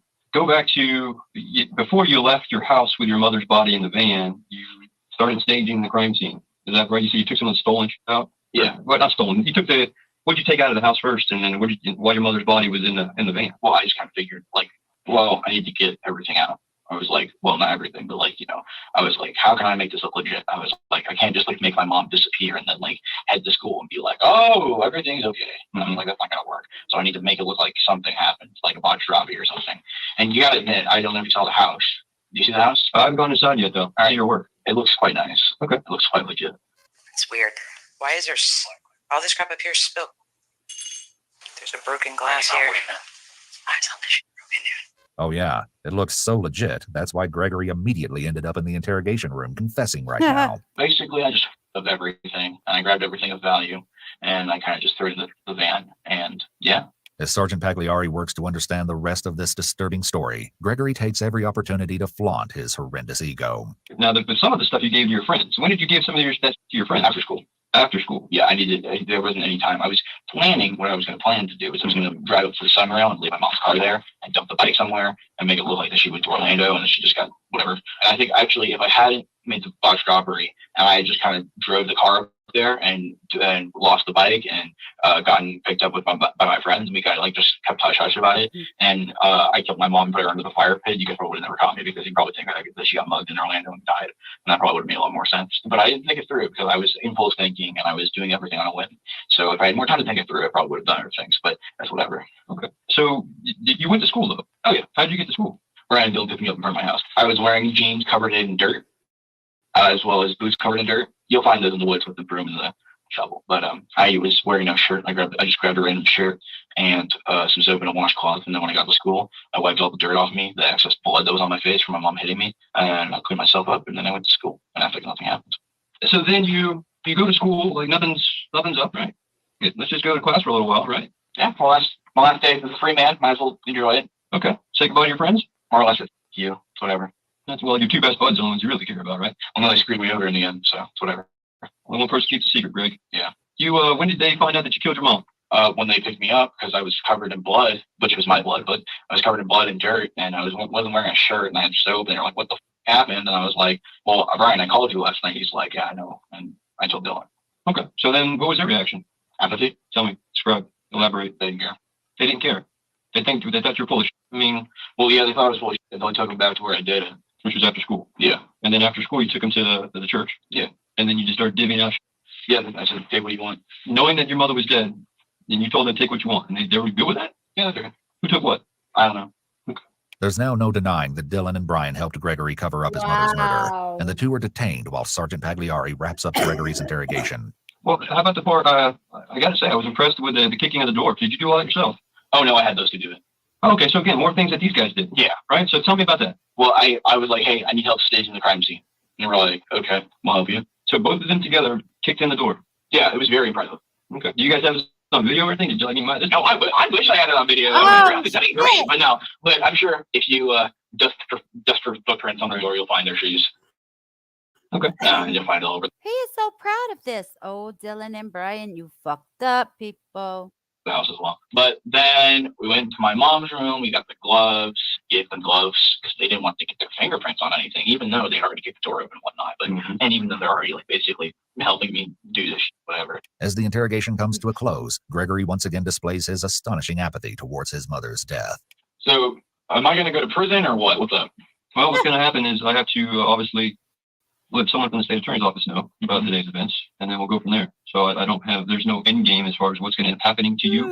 And, your question is like what, prison and all that jazz? I don't know, but you will be arrested. Like, yeah, obviously, but like, since I'm a minor, can I even go to prison? Is it like a thing? That I don't know. Again, I'm just the person who gets the facts and presents. Is that a thing? Again, all we're going to do, Detective Jones and I are just here to get the facts of the case. We present our findings to the legal part of things, which that's not me. So since I'm in the police station already, are you do handcuffs and all that jazz? You probably will be handcuffed at some point. Yeah. Dope, bro. And then I did Act of the Century. She's giving me a Grammy for that 9/11 or 911 call. Yeah. You should give it a listen. It's quite nice. Though Gregory is bragging about his 911 call, it's actually something that gave him away from the beginning. When he was asked where the emergency was, he immediately launched into his story, which is an instant red flag. 911, where's your emergency? I just got home and my house is completely trashed. It looks like someone broke in the side door. An innocent person is interested in help, not telling a story. It's incredible that the detectives can keep a straight face listening to him. Before officially arresting Gregory, the sergeant has one last question for him. You've taken a little bit of pride in what you did. That's fine. You know what? It is what it is, right? Are you willing to go with us and show us where at the church where you put her and everything? Do a little reenactment of what happened? So again, if you're willing to ride with us, I'll sit with you in the backseat of a patrol car. Uniformed deputy will come in and handcuff you, of course, and put you back there with me, and then you'll just take us over to the church, and then we'll get out and do a little video reenactment of the scene over there, and just kind of go through some things. Tell us what you were thinking. That's all I'm looking to do at this point. You want to do that? I'll be down. You're down? Yeah. Okay, let's do it. After arriving at the church, Gregory leads the officers to the burial site. Drop, and then I put my phone. If I can find this. Oh, your phone's out here? Well, no, it's not. Which it is. No, but oh, whatever. Well, there was a what? Did they find the stuff back here? We probably found a few things. But go ahead, what you recall. All right. Well, whatever. There's Did you guys find the gun back here? Did we find a gun back here? It's okay if we There's did. one back there. Yeah, we did. Yeah. Okay. A rifle? Yeah. You guys found the laptops as well? I believe so, sir. All right. Sounds good. Okay. So yeah, whatever. I set my phone so I get some light, but then I realized I needed more, so I had to go back to my house to get more. But Tell me how you dug the hole. Let's talk about that. took a shovel when I dug it up. Okay. All right. And then how did you put your mother's body in the hole? How was she oriented? Did she face up? Is she? Okay. So originally I was going to put her in legs first, and I realized that's a bad idea. Right. So I put her in head first, and then I folded her legs in. You're gonna when you dig her up, whenever you do How that, can you do you'll this? find the legs first, which should make it easier It's for your you to pull it out. But mother. How big a hole are we talking about here, Greg? pretty big. Well, I mean, let's say circumference-wise. If you had to put you're a math guy. What do you Well, think? I mean, you guys got rid of the fire pit, but it was the circumference of the fire pit. That's what the whole thing was, just the circumference of the fire pit? Yeah, and then it kind of combed down. Did you get tired? Well, yeah, that, and I was on a time limit. Okay. All right. But Detective Escobar, so you're aware Greg strangled her to death? 2 hands on her neck? Go ahead. Originally started with one, but then I thought two's better than one. Okay. All right. And that was 2 on both times? You choked your... Well, I will. Yeah. Well, she was like up against the wall, and if I was at my house, I'd show you. But okay. It was interesting. No, I just want to know. Okay. Yeah, it's both. So against the wall, like standing up and then on the floor? Well, I had her up against the wall on the floor. Against the wall on the floor. Do you think that makes sense? It does. It doesn't make sense. It's hard to make sense. Was her head up against the wall and her body was on the floor? Yeah. Like you had her like pinned in the corner? I had her in a like corner. bench I had her in a corner. Yeah. of the wall on the floor? Yeah. There you go. It was Her like bedroom, right? Master bedroom? Yeah. You can see when you go in there, the bed's tilted. We started on the bed. We struggled off the bed onto the left side, where I proceeded to kill her.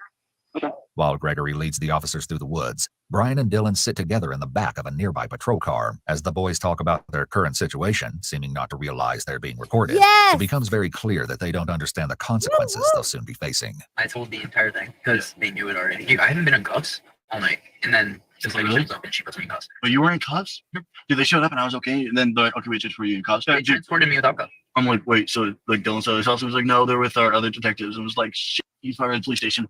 So they called my father. Oh no! Yeah, I called my father. My father knows that I'm involved in this. I'm gonna get chewed out when I get home, and I'm not gonna get a birthday or Christmas or anything. I'm gonna be grounded for the next 10 years and disowned by my entire family. Dude, I'm not even getting to work. Come on. Someone's about to get fired. Dude, no, we had that job. Oh man. We were making 15 an hour. Come on, guys. This is important. Yeah, it was 15 an hour. Wait, are we not able to anymore? Be done by now. What time are we going over there? Only the willpower stay up so long. No, how it's working. You have to be there 11 o'clock till around 7 o'clock. That sounds like a word. Yeah, but it's 8 times 15. It's 140. Beach. Let's get I feel by that other deck. That's one. It seems that the concept of serving jail time for their crimes doesn't even cross the boys' minds. Is this just a sign of their immaturity, or do the two really feel that they haven't committed a crime by helping Greg cover up his mother's murder? Is that Greg? It's not Greg. That guy's too tall and like skinny. No, it's Greg. Look at his limp. Yeah, he has to point out where the body is. That's Greg. That's Greg. Mine. Oh, I know he's not in mine. Like honestly. thank Look at what you mess for we're in. cutting Like, it out. I'll do a lot of things for a friend. I was under the impression I was taking some property. I got some speakers out of it. I was enjoying those tonight. I was kind of drunk. You should ask. The complete lack of accountability from Dylan and Brian is appalling. However, their utter absence of remorse only becomes more apparent when they bizarrely decide to sing Alien Boy by Oliver Tree. I was sitting there singing Bruno Mars and all that, just like blasting the speakers. I had them all hooked up and it looked nice in my room. I fell down. I was listening to that too. 3 doors down, so you can ignore it. Hunt you down like Tyrannosaurus. Eventually, all 3 boys are were transported back to the police singing. station. After a hectic night of processing, Gregory, Dylan, and Brian are reunited in the back of a patrol car and transported to the Department of Juvenile Justice, where it's very clear they have no idea they're being recorded. Because like I was asking for a bottle of water so much. The one that he was like, the water's in that fountain right there, and I'm just like, I'm not drinking out of that. Like I'm just gonna get AIDS straight from drinking from that water fountain. I know. That's just You have handcuffs in cell, like where they bring you or behind you? in front. Okay, I was gonna say, they're But how the hell are you gonna do that? You know, like, I have to do some like Trumpies. oh no, when I had to like flush the toilet, I literally had to like kick the button pretty much. Yeah, I need to be quiet for 1 second. 1 Delta 65 Central. 3 juvenile males en route to DJJ. Starting mileage is 581. All right, you guys can go ahead and talk if you want. Dude, seriously. Oh, I was not sitting down on that toilet. It was like steel and there was white stuff all over the toilet. I'm just like, I'll pass on that. My dad, dude. Oh, my dad here. What? My family's in here. I guess they just told me already. You're Brian? What? Yeah, I'm Brian. No, they have a lawyer. They're with a lawyer with you. Well, my family loves me, so Yeah. I guess I'm not gonna. I'm gonna get disowned anyway. The lawyers too get me disowned. The more time the three boys spend reunited, the less remorse they seem to have. I was arrested on my grandma's birthday last night. Last night was my grandma's birthday. Oh, wow. I got to see her and said happy birthday first. Happy birthday. I already was doing that. I didn't need this to help. Oh my God. Kat's gonna kill me. Why? She freaked out when I didn't answer her for 30 minutes. She had everyone she knew blow up my phone. And she called me like 30 times and texted me about 100 times. I want to know why he kept saying we. Because they were involved more than just taking that stuff. Come on now. Instead of being worried about what Kat will think of him after she learns about the horrible things he's done, Brian only cares about her being mad at him for not responding to her texts. This just showcases the utter lack of understanding from the boys. I'm ready to die and get slapped about 30 times when I get back to school. I had online work I had to do. I'm worried about school still graduating, you know. Yeah, What? Okay, right. My senior year, I was supposed to graduate this year. For the first time, it seems as though the boys may be starting to realize that their disturbing actions will have long-term consequences. School, friends, and life as these boys know it will now be changed forever. Not long after arriving at the juvenile center, Brian's family posted his $100,000 bond. In the 3.5 years prior What? $100,000 bond, guys.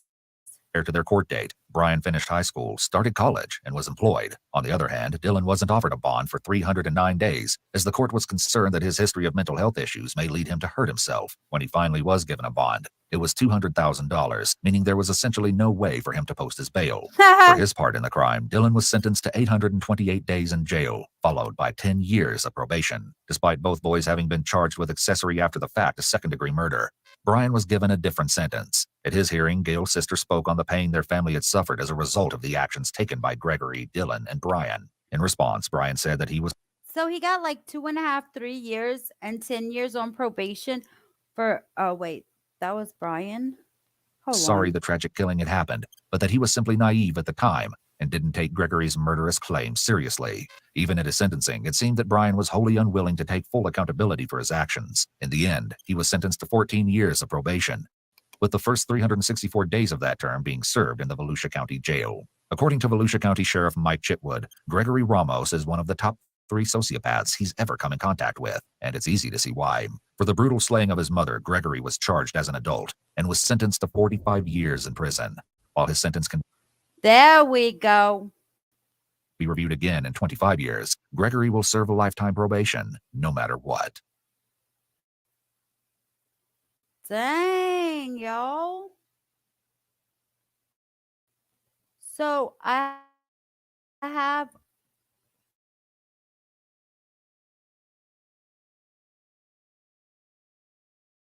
hold on. It's an hour long and it's called When a Killer Thinks He's Smarter Than the Detective. It's 1 hour long. If y'all want to watch it, I'll play it. If we've been live 2.5 hours. So if you don't want to watch it, we can watch it another time. It's up to you guys. I don't care. When I was 17, there was a guy who was a part of something similar to this. He didn't kill the men. He just helped move the body and stage the crime scene. He got out of prison a year ago. How long did he get? Oh, you seen that one? Okay. What about the other 10 people in here? Let me know. Speak up. Send me a birthday present, maybe. No. Some people take money the whole month.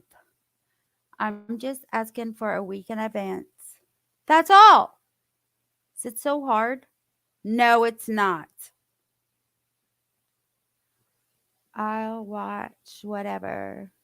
I just want to make sure y'all will stay in here. Let's see what it's about. Okay, hold on. Let's start watching it. It's about. I'm lost. I've been MIA. This is just, it's nothing that you need to keep up with. It's just various things that we're playing. That's all.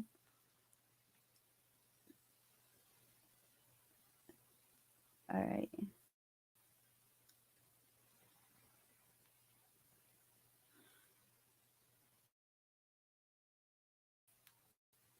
Doop, doop, doop, doop, doop, doop, doop, doop, doop, doop, doop. All right, here we go, people.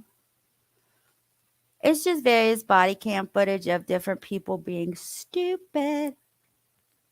All right, let me make it bigger.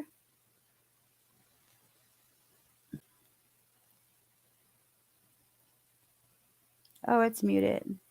Since February? Did you have any idea? You have no idea. You have no idea.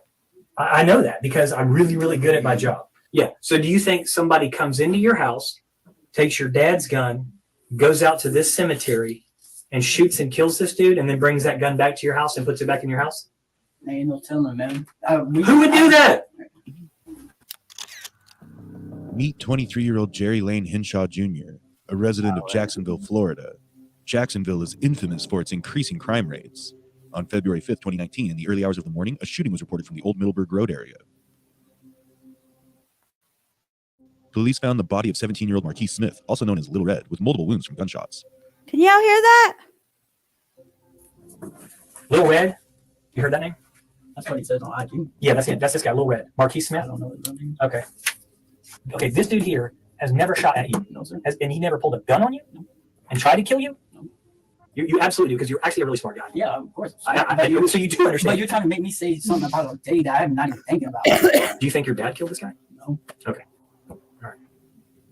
Well, fortunately, the murderer was arrested within just 6 months of the murder. With help of close investigation and surveillance, Jerry Lane Henshaw was arrested on potential involvement in the murder on August 16, 2019, and was brought to the Duval County Sheriff Office, Jacksonville. Ow. Watch how Jerry maintains his version of truth, regardless of the odds stacked against him. Jerry? Okay, cool. All right. What's up, man? The other guy who was here a few minutes ago. Yeah, we got wires crossed. Did another detective already come in here? Okay, so we got somebody in that room that they were talking to, and they came in here. I thought they came in here. So anyway, take the rooms. How are you? What's there? Sorry, man. So can you talk to Detective Lennon about the incident that took place? Yes. Okay, so, and I want to go over some of that, and you talk to me about your guns and all that, getting stuff back and all that kind of stuff. So I want to go over some of that stuff. And I just kind of throw some of the stuff together that he had for me, so I apologize. I'm not the most organized guy. Straightforward. Yes. I care about my life. I need to know what's going on. Okay, yeah, and I want to ask you a couple of questions too, but I can't. Am I arrested? Well, let me because I don't want to ask you questions and you answer me questions. Let me at least get started on what we need to. Okay, yeah. So let's do this and then let's talk. And then I can answer anything you got, and if you can hopefully try to answer what I got. What is that? That's funny. That's funny. Okay, so today is again. I just grabbed this stuff, so I'm trying to the 16th, August the 16th, 2019. Put that in the wrong place. See, I'm just grabbing stuff tonight. Trying to be home. We're at the Police Memorial Building. You know where we are? Yes, sir. Okay. Building or the PMB. Okay, and it is 6:40 p.m. Supposed to be at work. You're supposed to be at work? Where do you work? Okay. Oh, okay. Riverside? Yes, Okay, cool. All right, well, let's try to make this fast. Jerry Lane, L-A-N-E-H-I-N. H-I-N, S-H-A-W. Henshaw. And you're the third or junior, I mean? Junior. Okay, that's what you told me. Good for you. Are you currently taking any drugs or alcohol? No drugs, no alcohol. Okay.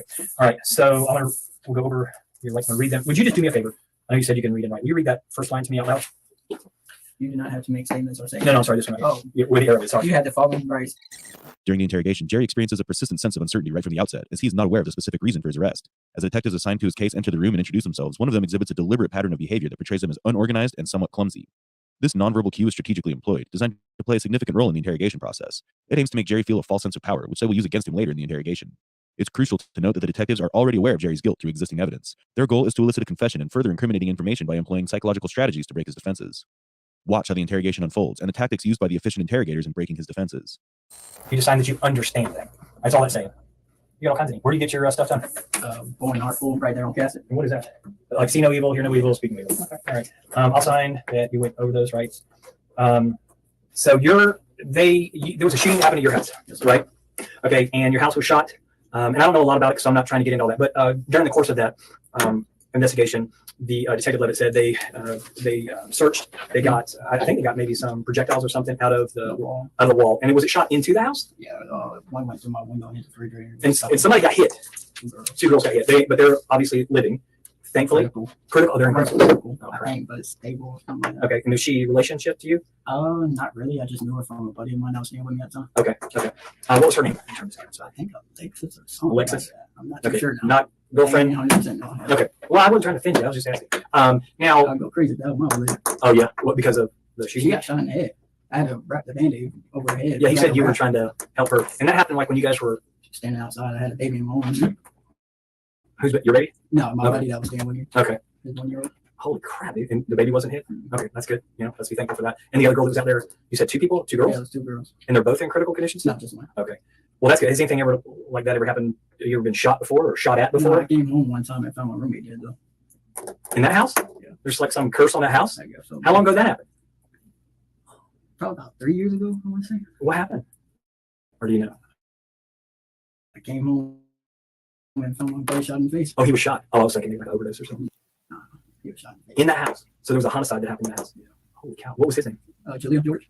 I don't think I've ever heard that. Have you ever been shot at before? No, sir. Never. I mean, like deployed in the army. I know you're 23, so you probably got in the military. I wish it. Yeah. Well, you weren't even home when your friend a few years ago got shot. No, I came home from work.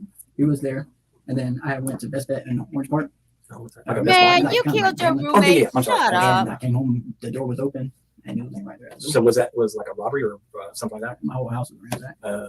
Holy cow! And he was shot. Was he staying? He'd been staying with you, or you were staying with him? Doesn't this sound like the last story? We're both staying together. We're Okay. renting out 2 different rooms in the house. In the house. Yeah, Who lives we with knew you? each other.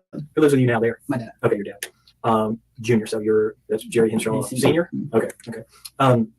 So that's crazy, man. You've been. Are those the only 2, or the? Like, Yeah. What are you? What are you doing, man? I'm not accusing you of anything. Church, man. I'm just saying maybe it's a house. Have you ever been anywhere else where people have shot at you? hell no. Okay. No. Not just walking around the road or out someplace and somebody pulls out a gun. Outside of work, man. Yeah. No, Maybe because you're the one with the gun and not a baby.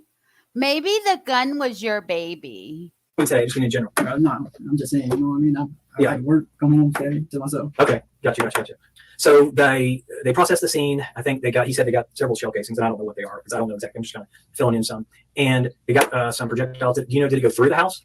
One did. One went through. I know they got the car, Yeah. but it went through the house. Yeah. Did it hit anybody inside the house? No, sir. Okay, and they collected. I want to be able to get your stuff back to you. So they collected guns. One of the collected guns was And I got the property card sheet, so I'll make sure I got which ones are your guns, and we can get a signature form so I can get those guns released to you. And do you know what kind of guns you had? To be honest, my buddy was staying with me too. Yeah. And he was living in the living room, so his stuff was in my room. We had stuff all together, Okay. clothes and all together. Yeah, I don't know about the clothes. Whatever was there, there's different stuff that I know they want to get, but I was just going through like the guns. Like Stepdad's guns though. I need to make sure that gets back to him. what gun's that? Shotgun right there. Okay, so this is your stepdad's gun. Billy Gilmore. Okay, and this is all what he said is everything from the crime scene detective who collected everything. I want to make sure. So there's a 12 gauge shotgun, some other kind of rifle. Okay, AR-15 style rifle. Okay, and I circled the one. There's a 22 caliber revolver. Yeah, I guess. Okay, all right. A 357 revolver. That's my dad's. Your dad's gun is this one? Yes, sir. Okay. 380 auto pistol with magazine. I don't even know about that one. Okay, so it's a Smith & Wesson. Bodyguard? You don't know. Couldn't tell you. Okay, so I can't release that one to you because you're not sure. Okay, so unknown on this one. But you do know that the shotgun, the rifle, 22 caliber. I don't know about the 22. And what's the 22? That's yours? No, I don't know what. Oh, you don't know this one either? Right now, I don't know that one. Okay, so unknown on the 22. So you know about the 12 gauge shotgun. That's my stepdad. Okay, stepdad. What's his name? Milton Gilmore. Milton Gilmore? MILT. Uh-huh. ON. Okay. Gilmore. GILMORE. Okay, Milton Gilmore. The other rifle, the DPMS. Yeah, I knew about that one. And whose is that? That was me and my buddies here. Okay, so I can release that to you, Gary. And the 357 revolver. That's my dad's on. You guys talk to him. Okay, so you all right. So let me ask you this, going back on it. Do you ever have this one? It's in my room. Yeah. Okay. So the 12 gauge shotgun's in your room. Yes, sir. This rifle is this one in your room? Trying to figure out what's the best. Okay, all right, well, that's easy then. And this one, you don't know. You said unknown. This one, It should have been my dad's room. this one would be your Damn. dad's room, you think? Okay. No, I know because he's This one, with it. your dad's sleep. how many guns you got considering everyone around you gets shot but you? So this guy. Okay, and then this one. Oh, shit, I can tell you about that. And this. Oh, you said you don't know. Okay. All right. All right. So I can look at that. I'll show pictures. Maybe that would help. You print off pictures for me. Nearly a week prior to Jerry's arrest, a shooting occurred at his residence, resulting in injuries to 2 women. Although this incident had no direct link to Jerry, as it involved individuals residing in his place, the investigation into the case unveiled crucial evidence connecting Jerry to the murder of Marquise Smith. Witness how these details come to light. Here, Jerry shows He dissension to did his body show language, his signaling his reluctance roommate. to be in the interrogation. His wide open legs suggest a lack of confidence and an attempt to establish dominance. Leaning against the wall indicates a relaxed state, while placing his legs on the chair shows a desire to assert authority and maintain a rebellious attitude throughout the interrogation. At this stage, the detective's approach appears strategic, allowing Jerry to feel comfortable and vulnerable. And who you said your stepdad or your dad stays with you? Yes, sir. Does your stepdad stay with there? No, that's his house. Whose house? My stepdad's. All right, I'm confused. Okay, so my your step, yeah, my stepdad, he rents out the house. your stepdad. Yeah. Okay, I got And it. every All now right. and then, you know, sometimes I need help. Yes. You know what I'm saying? Things get tough. Sure. And the house ain't rented out. Right. I'll stay there. You'll stay there, and your bio dad stays there. Yeah, right now he does. Right, right. So when you were saying dad and stepdad, two different people. Two different. Got it. Milton and Jerry. Jerry Jerry Senior. is my dad. I got it. I'm slow, but I'll eventually get there. Thank you. I appreciate that. All right, so I'll do the forms for you to get back over there. All right, so I think that clears up that. And I also wanted to. So do you ever have in your possession? You're not a convicted felon because and I already know because that was one of the things he told me. So do you have these guns ever? Well, not that one because that's a shotgun. Okay. You ever have the other guns anywhere? The night the girl got shot, Yeah. my dad was running around and he thought the car was gonna come back. Mhm. I told him just get inside, grab the gun from him, and I put it back in the holster. Which gun? Oh, this one with the holster. Okay, so let me ask you this, because part of what they're going to do with the processing is they'll swab all the guns, just because they want to make sure that they weren't involved. That's just standard practice. Everybody does that. So your either prints or DNA is going to be on this gun. Yeah. Okay.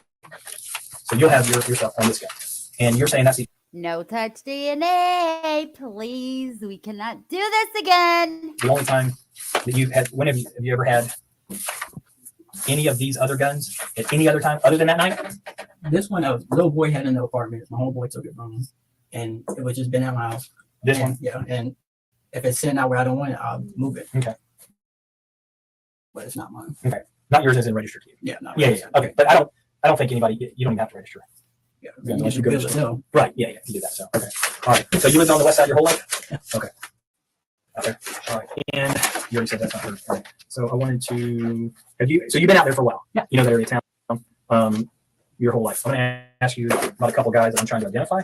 Hey, can somebody check the name that I put in chat and see how long he got if he went to trial yet? I'm sure he did. And see how long he got, like he did the other ones, please. You ever seen any of those guys? You do know him? What's his That's name? my friend that was staying with me. That's his cousin Carlos. This is Carlos? Yeah. I don't know anybody. You know, these guys all hang together. That's Carlos. You know Are they in Carlos? trouble? Not with me. Oh. No, but I'm I ain't just trouble with you. no, not with me. I'm trying to sort out some stuff. Okay, so this guy, do you know him? Have you ever seen him before? I think I seen him and Carlos. They hang around so many boys at a time in London town. But Do you hang out in London Town? No. Not anymore. I don't know. Okay. I would never hang out in London You town. don't? Well, yes, changed a couple names. Okay. Do you know where this is? There's a very isolated cemetery Same cemetery where Marquis Smith was On the shot west side. dead. off of Old Middleburg Road. Here is, so like this is 95. Old Middleburg comes down here and then it comes up. And this is it's a very isolated cemetery that's off over there. I have no idea about the cemetery, but I know there's a little farm right there. Once you go over the overpass, A farm? It looks like a farm. Like I don't know how to explain it.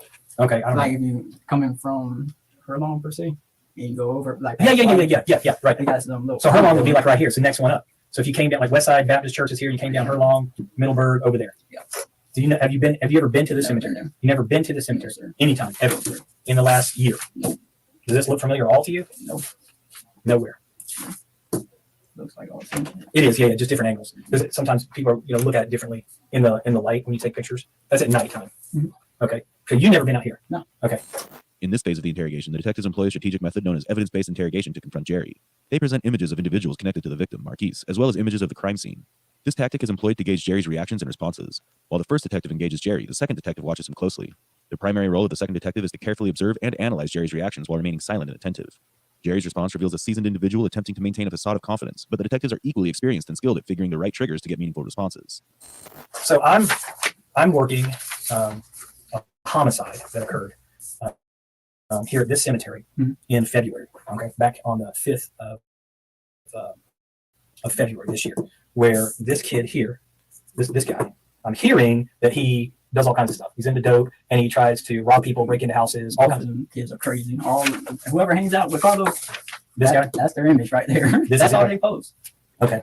So you know who Carlos is. Yeah. And you've never seen this guy? No. Has this guy, has he ever tried to probably because that's in Cross Creek, but I don't remember him. This is Cross Creek. Talk to him Right. like that. So would this guy have ever contacted you? I mean, probably through Carlos, but we haven't like talk. Okay. Has he ever reached out to you in any way at all through somebody to try to meet with you? Has this guy here ever tried to rob you? No. Okay, so this guy's never tried to rob you. Has this guy ever tried to? Yeah, I can't do nothing to me. This guy, has he ever tried to use a gun on you? He never did nothing to me. Man. Never tried to shoot you? Never tried to jack you? Nothing at all. No, sir. You're sure? I'm sure.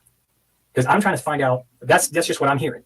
And I guess that is the boy though that he always saying rest in peace. Who's saying that?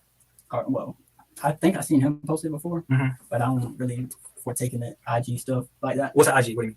Instagram. Oh, my bad. Yeah. I'm old. I'm sorry. Dude, I'm sorry, man. I don't know, man. I'm still living in a MySpace world. I mean, he always posts group pictures like that.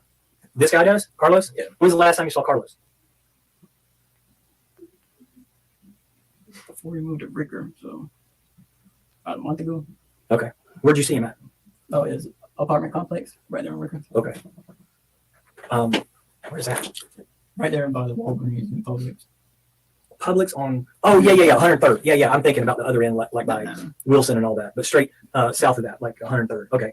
Yeah. So these dudes are potential. I mean, I'm not posting. So what are they saying? That he's Pictures. always robbing people? I mean, I know his dirt. This guy Carlos. Yeah, he's on the same type of time. I guess he's saying he is. Yeah. I mean, I'm not trying to put. I'm just trying to. I want these guys. What I'm hearing is that's what happened, and I'm just trying to get your side. That's why I want to talk to you because Levitt, was working on the stuff, and I said, man, because I've been trying to talk to a couple people that are out there. And what's that? On my side about what? About this guy here, if he ever tried to rob you. Oh, hell no, man. He never pulled a gun on you, shot at you. Have you ever? And you said the only time anybody's ever shot in your area was the other night. The other night. You've never been shot. No, sir. Well, have you ever been shot at? No. Okay, this dude here has never shot at you. No, sir. And he never pulled a gun on you? No. And tried to kill you? No. I'm just saying, if somebody tried to pull a gun on me, I mean, I know what you got to do. Yeah. But this kid here, Lil Red, you heard that name?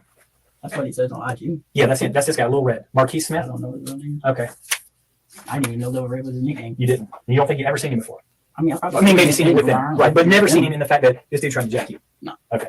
Never happened. You never saw, and you've never been out to this cemetery. So this guy, so the people that are telling me that you were out here minding your own business, and this dude tries to jack you out here, that ain't I've right. been out there, man. You've never been here. No. Okay. So I think they got like on all this. Okay. So but I need you to be 100% honest with me. And I'm not saying you're not, but I need you to be 100% honest because we're talking about my life here. Right. Exactly. Yeah. Exactly. Yeah. I don't get what you're talking about. Well, I'm being completely straight with you. Okay. I'm trying to find out if this guy ever tried to rob you or shoot at you. I'm sorry, this guy. Upside down. I'm sorry. This guy. I'll circle him so I don't mess up. Which is this guy. This guy. Never I did. didn't know through Carlos. Okay, gotcha. When's the last time you saw this guy? Maybe with Carlos. Okay. Okay. Well, not since then, because he's dead. He was shot and killed multiple times at this cemetery. Oh, I know he did because Carlos always says Posting about it? Yeah. Okay. But I didn't know about how he got killed or anything. Okay. But I did hear that he used to rob a lot of people. Yeah. Oh, I'd say everywhere. Everybody knows that. He's got a long criminal history, so you can look all that stuff up. Okay, so, well, all right. Let me grab one more thing. I'll be right back. You want some water or anything? Yeah, absolutely. And then I'll real honestly, a couple questions with you, because I want to grab one more thing off my desk. And yeah, you bet. No worries. After nearly half an hour of interrogation, the detective initiates a confrontation with Jerry, discussing the incident involving Marquise Smith's death while displaying images of the crime scene and the victim.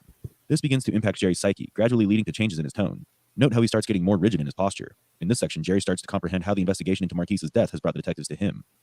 In an effort to appear innocent, Jerry repeatedly denies ever having met Marquise, but acknowledges seeing him with Carlos, a mutual acquaintance of both Jerry and Marquise. However, as the detective persistently presses Jerry with the same question about their meeting, Jerry's denials become more adamant, and his body posture stiffens, indicating potential deceit. Your phone's ringing, man. Jesus, your phone's ringing. My phone's ringing. I don't know. It's probably mine, yeah. And my wife's going, are you ever going to come home? No, the answer's no. Never. Yes, just a few minutes, actually. Yeah, I don't know. Before we finish, a couple things. All right, your phone number. You gave me. How long have you had that phone number? Not sure. To be honest. Okay. You do not know how long you've had that phone. 6 months? A year? A week? I got it. If I don't know, no. Do you? Okay. Why you have to? Always break them. But you keep saying. And then I have a girlfriend, and I get on her plan, and Yeah. So your numbers change? Yeah. Okay. So you don't know how long you've had that phone number? No. Okay. No idea. So I will, I'll pull your, well, no, they've already, detective was already working on all the cell phone stuff, because that's just part of the investigation too, is to find out where people have been, because they're all the cell phones say that. Any of the past numbers that you have, which now they'll just throw out a net, will they, any of those phone numbers put you at the cemetery? No. No. Okay. No phone numbers gonna put you I on. don't know why you're trying to put me in this position, man. I'm not. paying in my life. I promise you, I'm not here. You got me terrified right now because you don't even know who you got to get me mixed up with. You got me snatched up from the streets like I did something. Yeah. Yeah. It's pretty serious. Yeah. And so, and that's why I'm saying. that's why I'm trying to give you a chance to talk to me. So, and here's where we are with this. So this, I can't put any words in your mouth because I don't want to do that, because I don't want to speak for you. And legally, I can't tell you what to say. I would never even really do that with anyone. I can't do that. I've been trying to afford you the opportunity to tell me the truth. That's it. About what? The truth about this. I didn't have nothing to do with that, and you need to stop putting that on my name, man. It's just you and I. Why are you worried about your name? Because it's me and you. I'm not going out there telling anybody. I'm not going out the street. I'm asking you. Kill somebody. I'm trying to say. I'm trying to ask you about this, because here's my concern. Okay. This cell phone ain't gonna go to it. Okay. None of that. Nothing will ever come back and will put you here in the cemetery. No sir. And this kid trying to rob you. Okay. Don't even hang out with them. Okay. So what I'm saying is, if anything ever does, I don't get a chance to come back and talk to you again. This is my chance and your chance. All I do, really, honestly, in my job, all I do is I just find facts. Wherever the facts are, wherever they lead me to, I find the facts. That's it. I talk to people. There's a lot of things forensically that happen that you can't manufacture, you can't make up, you can't enhance. They just are what they are. And so what I do, I try to get ahead of all that stuff and talk to people and give people the opportunity that I would want somebody to give me their side of what happened. There is no side to my story. Okay. There's no story for me. Do you know why then? And I'll just ask you this, and then if you want to rethink and tell me something, that's fine. If not, then there's really nothing else for me to ask you. Can you tell me why your gun, What gun? the 357, It's not mine. okay, do you think your dad killed this guy? No. Okay. All right. Can you tell me why then? Just give me anything. Give me an explanation. That gun killed this guy. There is no doubt. It's at 100%. It's a provable commodity. I understand. So that gun that's in your house, that's in your possession, it's not in my that killed in your house. That 357 revolver that's in your house kills this guy. What's that? It's a house that we rent out. Okay. So it's not technically. So what we're going to do is, and we're going to find that. All of that is, I'm going to find who's at that house on this day. In this interrogation, the detective employs the deception detection technique by stripping away layers of deception or false information by systematically addressing and discrediting each potential excuse or alibi the suspect might offer. The detective begins by inquiring about the specifics of Jerry's mobile connection and the duration of its use. Remember the crucial evidence that was mentioned in the beginning? The .357 revolver, along with other guns mentioned in the clip, were taken into custody following the shootout at Jerry's house. As the guns were examined, detectives found out that the .357 revolver is the same gun from which Marquise was killed. This was one of the biggest pieces of evidence against Jerry. It's worth noting that one of the most crucial pieces of evidence against Jerry is an audio recording in which he discusses details of the murder that only someone directly involved in the crime would possess. This audio recording was provided by a reliable, confidential informant. With this compelling evidence in hand, the detective confidently presses Jerry to provide consistent answers. As the pressure intensifies, Jerry's reactions become increasingly aggressive, and he starts to counter-question the detective about the reason behind his interrogation. Despite Jerry's attempts to deflect, the detective maintains patience and composure, continuing to corner Jerry with his line of questioning. That killed this kid at this cemetery.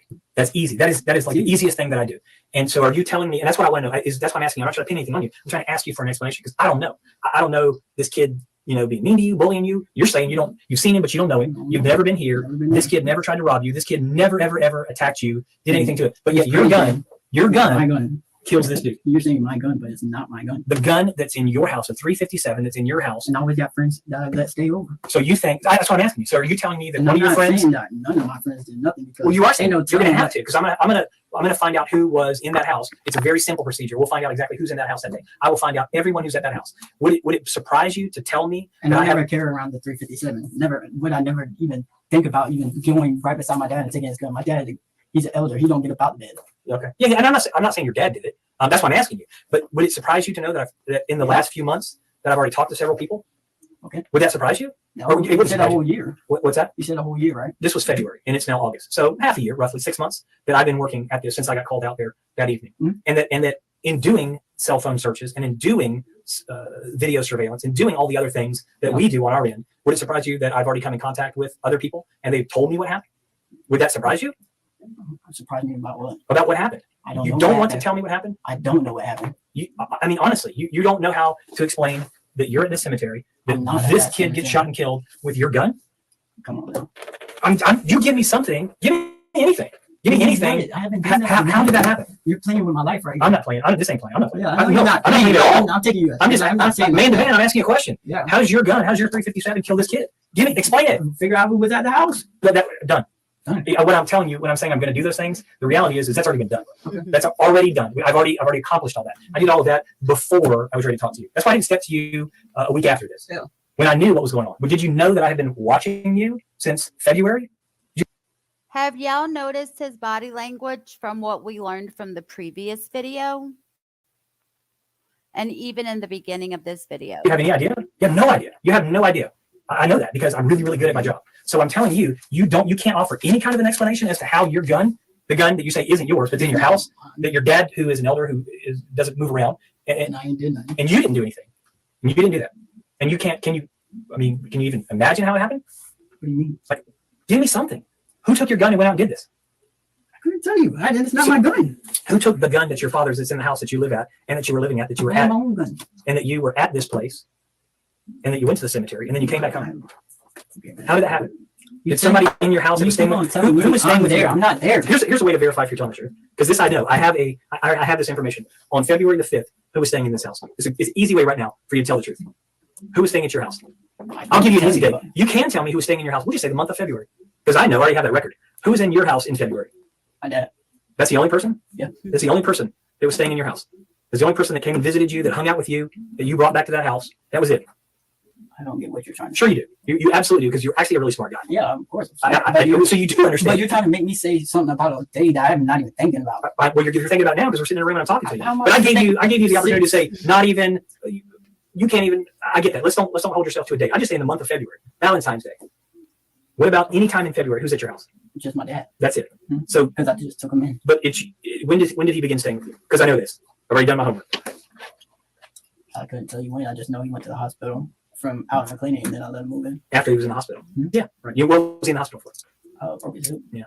And by the way, how is he doing? He's doing all right. But he just broke his other hip. It must be the house. Then. So Look him up. Look him up and see. Fire, fire, fire. You're an Aries, huh? I know we're all fire. Kaz is fire. So in when, the house. What's that? In the house. Yeah. Yeah. And did you? So in the month of February, somebody? Do you think? I have buddies over all the time. Yeah. So do you think somebody comes into your house, takes your dad's gun, goes out to this cemetery, and shoots and kills this dude, and then brings that gun back to your house and puts it back in your house? Who would do that? At this point, it becomes apparent that Jerry is engaging in a somewhat irrational attempt to cover himself and lacks strong rationale for his actions. The detective drops statements designed to extract reactions from Jerry. The evidence that the detectives already have against Jerry can be considered enough to charge him. The only thing Jerry is doing is maintaining a confident facade of innocence. However, the detectives show that regardless of Jerry's defensive approach, they are one step ahead by revealing that they have closely monitored him for the past 6 months. This strategy, marked by a dominance of action and gradual unveiling of the truth and the investigation, is steadily pushing Jerry closer to the edge. This approach helps in breaking down his defenses and extracting more truthful responses. Honestly, people get rid of guns when they kill people. Yeah. Yeah, unless. So you're trying to say I wouldn't be smart enough to do it? No, I'm saying So I didn't you do that. give me a reason as to why. I can think of one reason. One reason what? Yeah, I can think of a reason why that would happen. But I can't tell you what to tell me. I just want the truth. I want you to tell me. Truth. I haven't the did truth. nothing. Okay, so you've never been at this No, cemetery. bro. Never. No. You have never ever No. been at the cemetery. You did not, in any reason. This guy did not try to jack you. He did not try to shoot at you. No. And you did not in any I don't way carry my dad's gun. You don't need to carry your dad's gun. No. That 357 has never been out of your dad's house? No. Okay. That's it. That's it. Okay, so this is our last time. I'm not going to handle you you. saying that? I'm trying to ask I'm you. lying to you. That's not Yeah, right. I am absolutely. Yeah, I am. But I don't know why, because I haven't lied to you. Okay. So there's no reason for you to change that story ever. There's no reason for you to change the story. Not at all. There's no reason at all for you to then come back tomorrow, a week from now, a month from now, and say, "Okay, I was scared, Detective Reeves. Here's why I didn't want to tell you, because you're the police. Even though you're super nice, you're not bullying me, you're not beating me, you're not threatening me, but I didn't want to tell you the truth. Here's the truth." All I can say is, let's figure out was in my house, whatever day that is. They took your gun, the gun that is your dad's gun, out of the house. You can ask my dad. I'm going to touch it then. Okay. That's not me, man. And you know that you can tell about. So you said, correct me if I'm wrong, that the only time you handled that gun was the other day. Yeah, when she got shot, my dad came out of the house with his gun, and he's old. Mm-hmm. I touched the gun and put it back in the holster and put it in his bed and said, Dad, I'm calling the police. Right. Just stay in the house. That was stay it. away from the windows. I'm putting your gun right here. Okay. That's it. Okay. So when you find a mixture of DNA, old, new, young, all that kind of stuff, it's crazy stuff. You've seen TV. So there's not going to be anything else on there. Shouldn't be. Well, shouldn't is a little different than Well, you're saying new and old. Well, you only touched the gun the one time. New. You only touched the gun the one time. Yeah. Okay. That's it. Yeah. That's it. That's it. You didn't do this. No, You had no reason to do it. And it wasn't that the guy was bullying you or threatening you or trying to shoot you. No, sir. No. Okay. Anything else you can think of? And you don't know about the phones. But it's okay because I do, because we've already been working on those and we'll be able to present that information. Yeah. We have the information. We just will have to present that. Yeah. Okay. And no, you can't even fathom a reason that you're done. Come on. You're not lying to me. I'm not Yeah, gonna no, lie to you. yeah. I got a life to live. I ain't got time to play.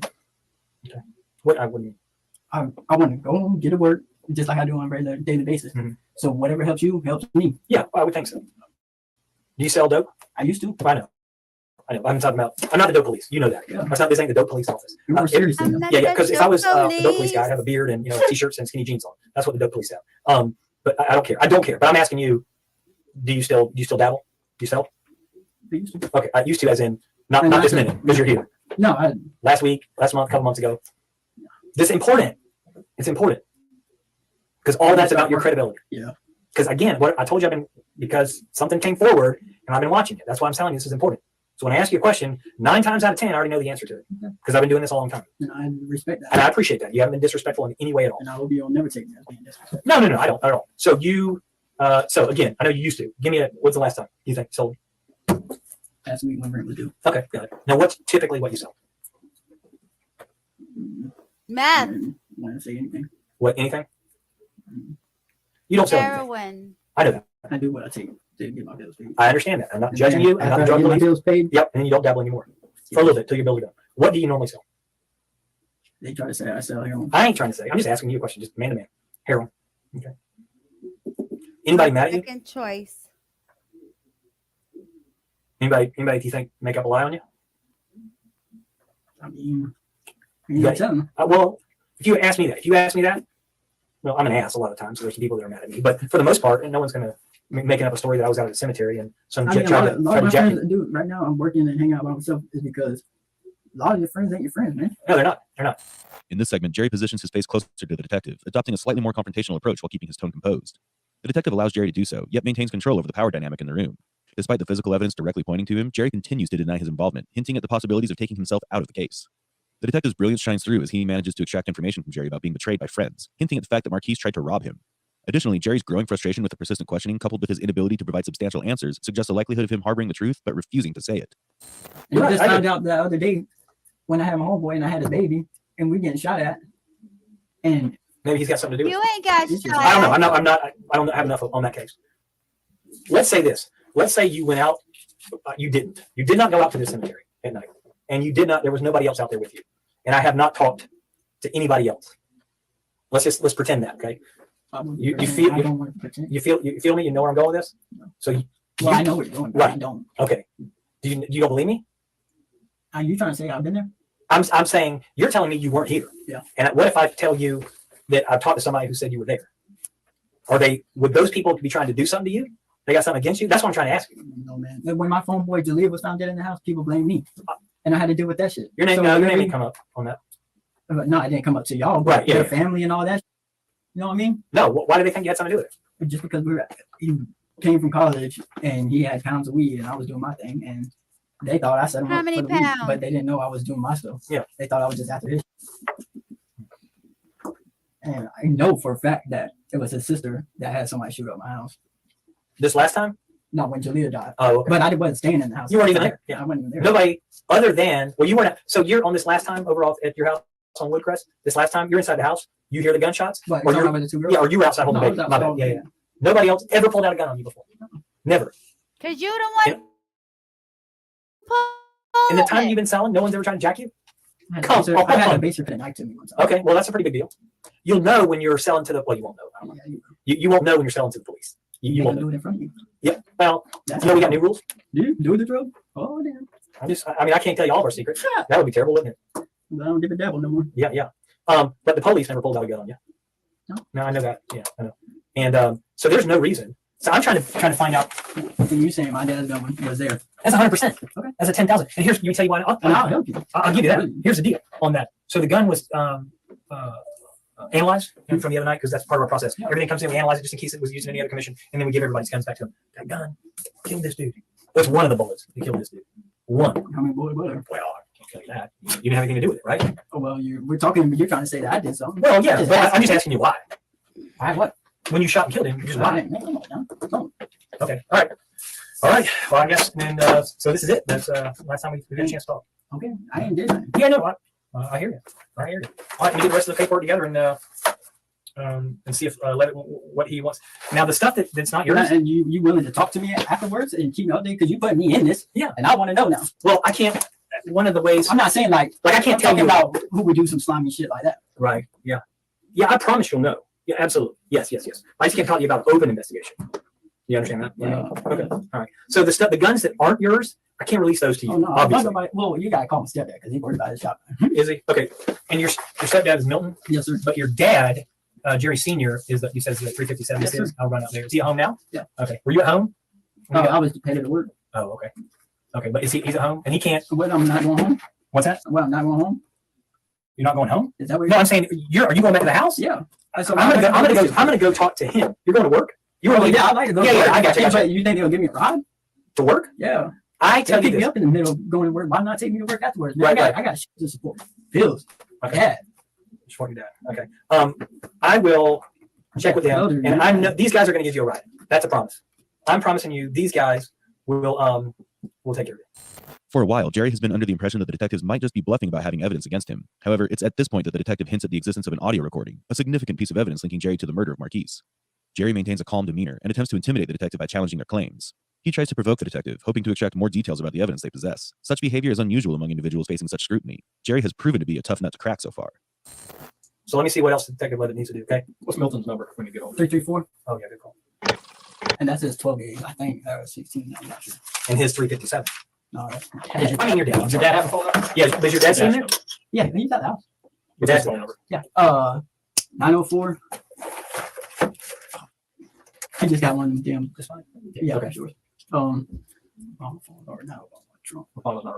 You have to ask him when you get there. Okay. If you gotta go. Okay. All right. We got give me a minute. Just a minute. Just a minute. Ask about work for me, please. All right. Work.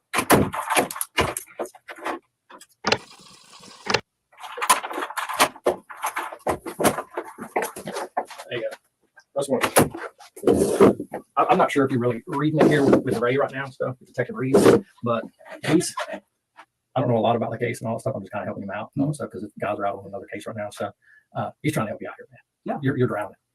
You're like in this. You're out here in the middle ocean right now, drowning. And he's throwing out all the life preservers he can. He just can't. I can't say tell he took the gun. It's not about the gun. We already know about the gun. All right. Don't worry about the gun right now. Okay. It's not the gun. It's about what happened out there. What happened? I don't know. I wasn't there. Well, there's a lot of people right now that he's talking. Like I said, this happened back in February. Yeah, and He's talking to a there lot of ain't people. no telling He's what good at what he does. That's why he's been here. Yeah. He has. And I respect y'all. Exactly. And every question he's asked, he's already known the answer to. Okay. And there's a lot he hasn't asked you, and there's a lot he hasn't Y'all told calling you. me a liar. We're not calling you a liar. I'm not saying you're a liar. I'm just saying you're not telling us everything.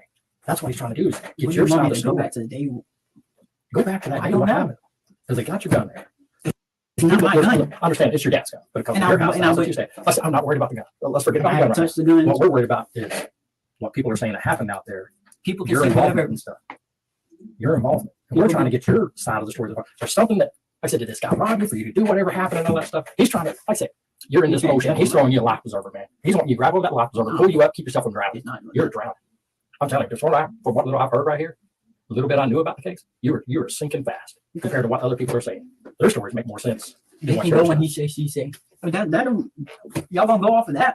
We go off of everyone's story. And not only just stories is the evidence, like he's saying, that, Yeah. that stuff doesn't lie. That's Yeah. actual stuff. That's Exactly. scientific stuff. That doesn't go away. And I'm not Does denying not about go away. touching the gun the other night once my house or the girls got shot up and my dad had the gun. Exactly. So, like I said, he's just trying to help you out. I Yeah, want your side of the bro, story. I But if don't- that's what you're going to stay with, and you had nothing to do with it, but you got all these people that are coming and saying these other things, it's going to be their word against yours. So why is he acting like I'm about to go to work? What y'all trying to say? I did it. I'm not saying that. I Maybe know. other people are. Well, y'all got to bring them people in and talk to them. He has already. Brother Eli has already. and they can say he say she's. It's just like I said. It's He's just just, trying to and I he's trying to guarantee get- it's a whole bunch of kids, if I ain't mistaken. Because look at the group he hang around with. Why would they have some reason to throw you under the bus? Then? No idea. I mean, he asked you, and you say no. There's no reason for anyone to be throwing me under no wheels, no nothing. The only thing I can And see the guy, is you from said being you out never in been Cross robbed Creek. before or jacked or anything like that. So from being out in Cross Creek, and all them kids be around watching you sell drugs and want to be like you, and then when you don't be a friend, then so be it. like I said, he's just trying to help you out, man. He's not trying to Yeah. give you up or anything. He's throwing you that life. Yeah, and Hey, Ashton, I haven't seen you in a hot minute. How have you been? I would help. out of the mix.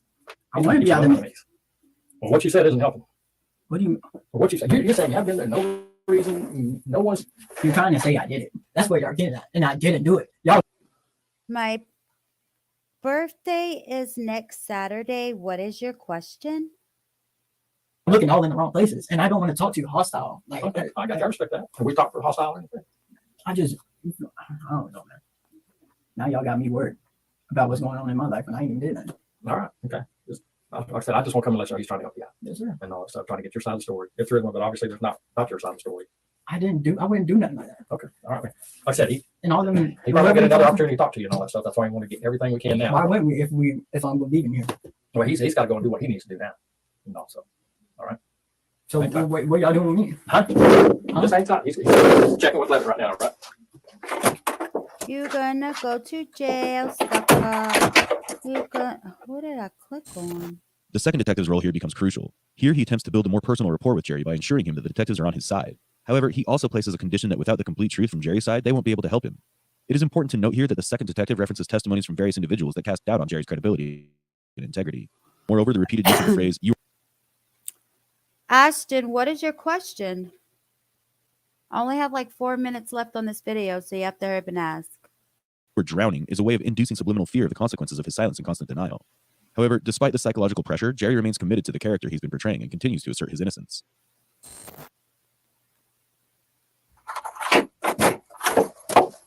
Okay, so based on the information I have and the witnesses that I've spoken with, you're being arrested tonight for tampering with evidence. That's what you're being arrested for tonight. Anything? How am I tampering the evidence? That's what. I came straight forward. I appreciate it. I appreciate you telling me the information that you told me. Okay.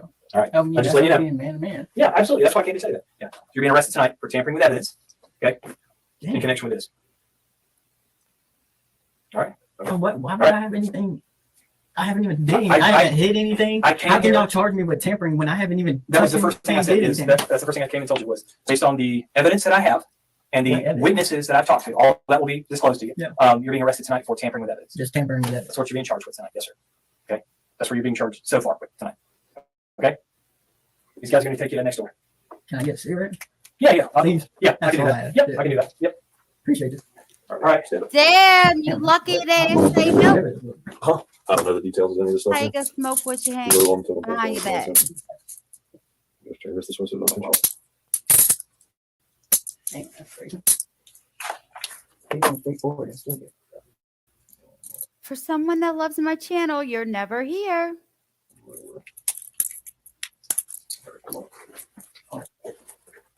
In this phase of the interrogation, the detective's demeanor shifts and becomes more rigid and strict. Jerry is denied the assurance of what consequences he might face. The interrogator mirrors Jerry's behavior of withholding information throughout the interrogation. The only information Jerry gets is about the charges of arrest. This change in the detective's approach signals a heightened seriousness and the potential for more severe consequences. With consistent pressure put on him, Jerry eventually accepted that one of the individuals present with him during the shooting sustained a gunshot wound to the leg. They refrained from seeking medical attention, fearing it would connect them to the murder. The bullet remained lodged in the leg for nearly 5 months until it eventually came out. Chaw. Jerry confessed that they killed Marquise Smith because he had previously stolen drugs from him. Jerry was scheduled to appear in court on October 16, 2019 for the first time. After a 2-year-long trial, Jerry Lane Hinshaw Jr. pleaded guilty to manslaughter with a firearm and received a 30-year prison sentence on December 20th, 2022. He is currently incarcerated at the RMC West Unit in Lake Butler, Florida. In the gripping narrative of this interrogation, we witnessed a high-stakes psychological battle between a seasoned detective and a suspect determined to protect his secrets. The detective's strategic use of psychological tactics to peel away the layers of deceit demonstrated the art of law enforcement at its finest. Jerry's unwavering resistance forces us to contemplate the power of the human will and the lengths to which individuals will go to maintain their innocence, even in the face of overwhelming evidence. It raises questions about the boundary between truth and deception and the intricate battle that takes place in the interrogation room. What do you think about Jerry Lane Hinshaw Jr.? Add your thoughts and more case suggestions in the comments section below. If you want us to cover more such cases, like, share, and subscribe to our channel. I did. Thank you. Okay. Didn't he get accused of some sexual assault back in the day? Is that what that's about? I know someone did, and I don't remember who it was. But it seems like a lot of celebrities are going through this right now.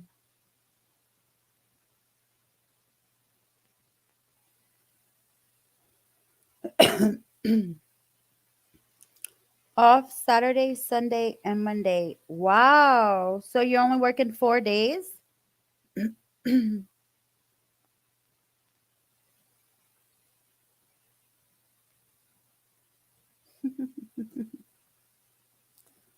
I'll talk to him. So you working tonight?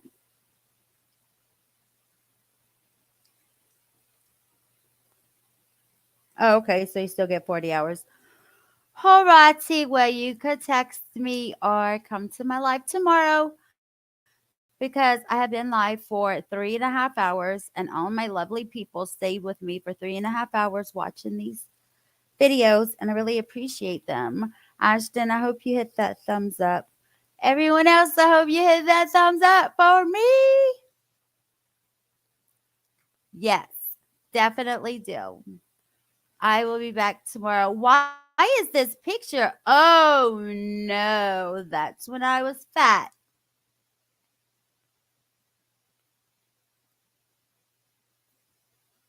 There. Okay. I'm coming back in and rewind. Are you going live later, Joe? Okay, you guys, remember, be nice to everybody. Be kind. It does not take much to be kind. I hate all this bullying and fighting and harassment going on YouTube. It's sickening. It's crazy. And we're just going to stay kind in our channel. And that's just going to be the bottom line, right? All right, guys. See you tomorrow. Oh, wait. Today, I need to know, do y'all want to do trivia on Sunday? Oh, that's so sweet, Queen Olive. I hope it's pretty. Let me know if y'all want trivia on Sunday or something else. The topic I chose for trivia for Sunday is movies. It's different genres. That's what I have scheduled so far. So let me know. And tomorrow, I have more body cam footage. We'll deal with some cops tomorrow. Some more corrupt cops. Yeah, my first one I did, corrupt cops, I got like 500 something views on it. And I never get 100 views on my videos. So yeah, let's do that again, okay? We'll do that tomorrow. I will see you guys later. Have a good day. Bye.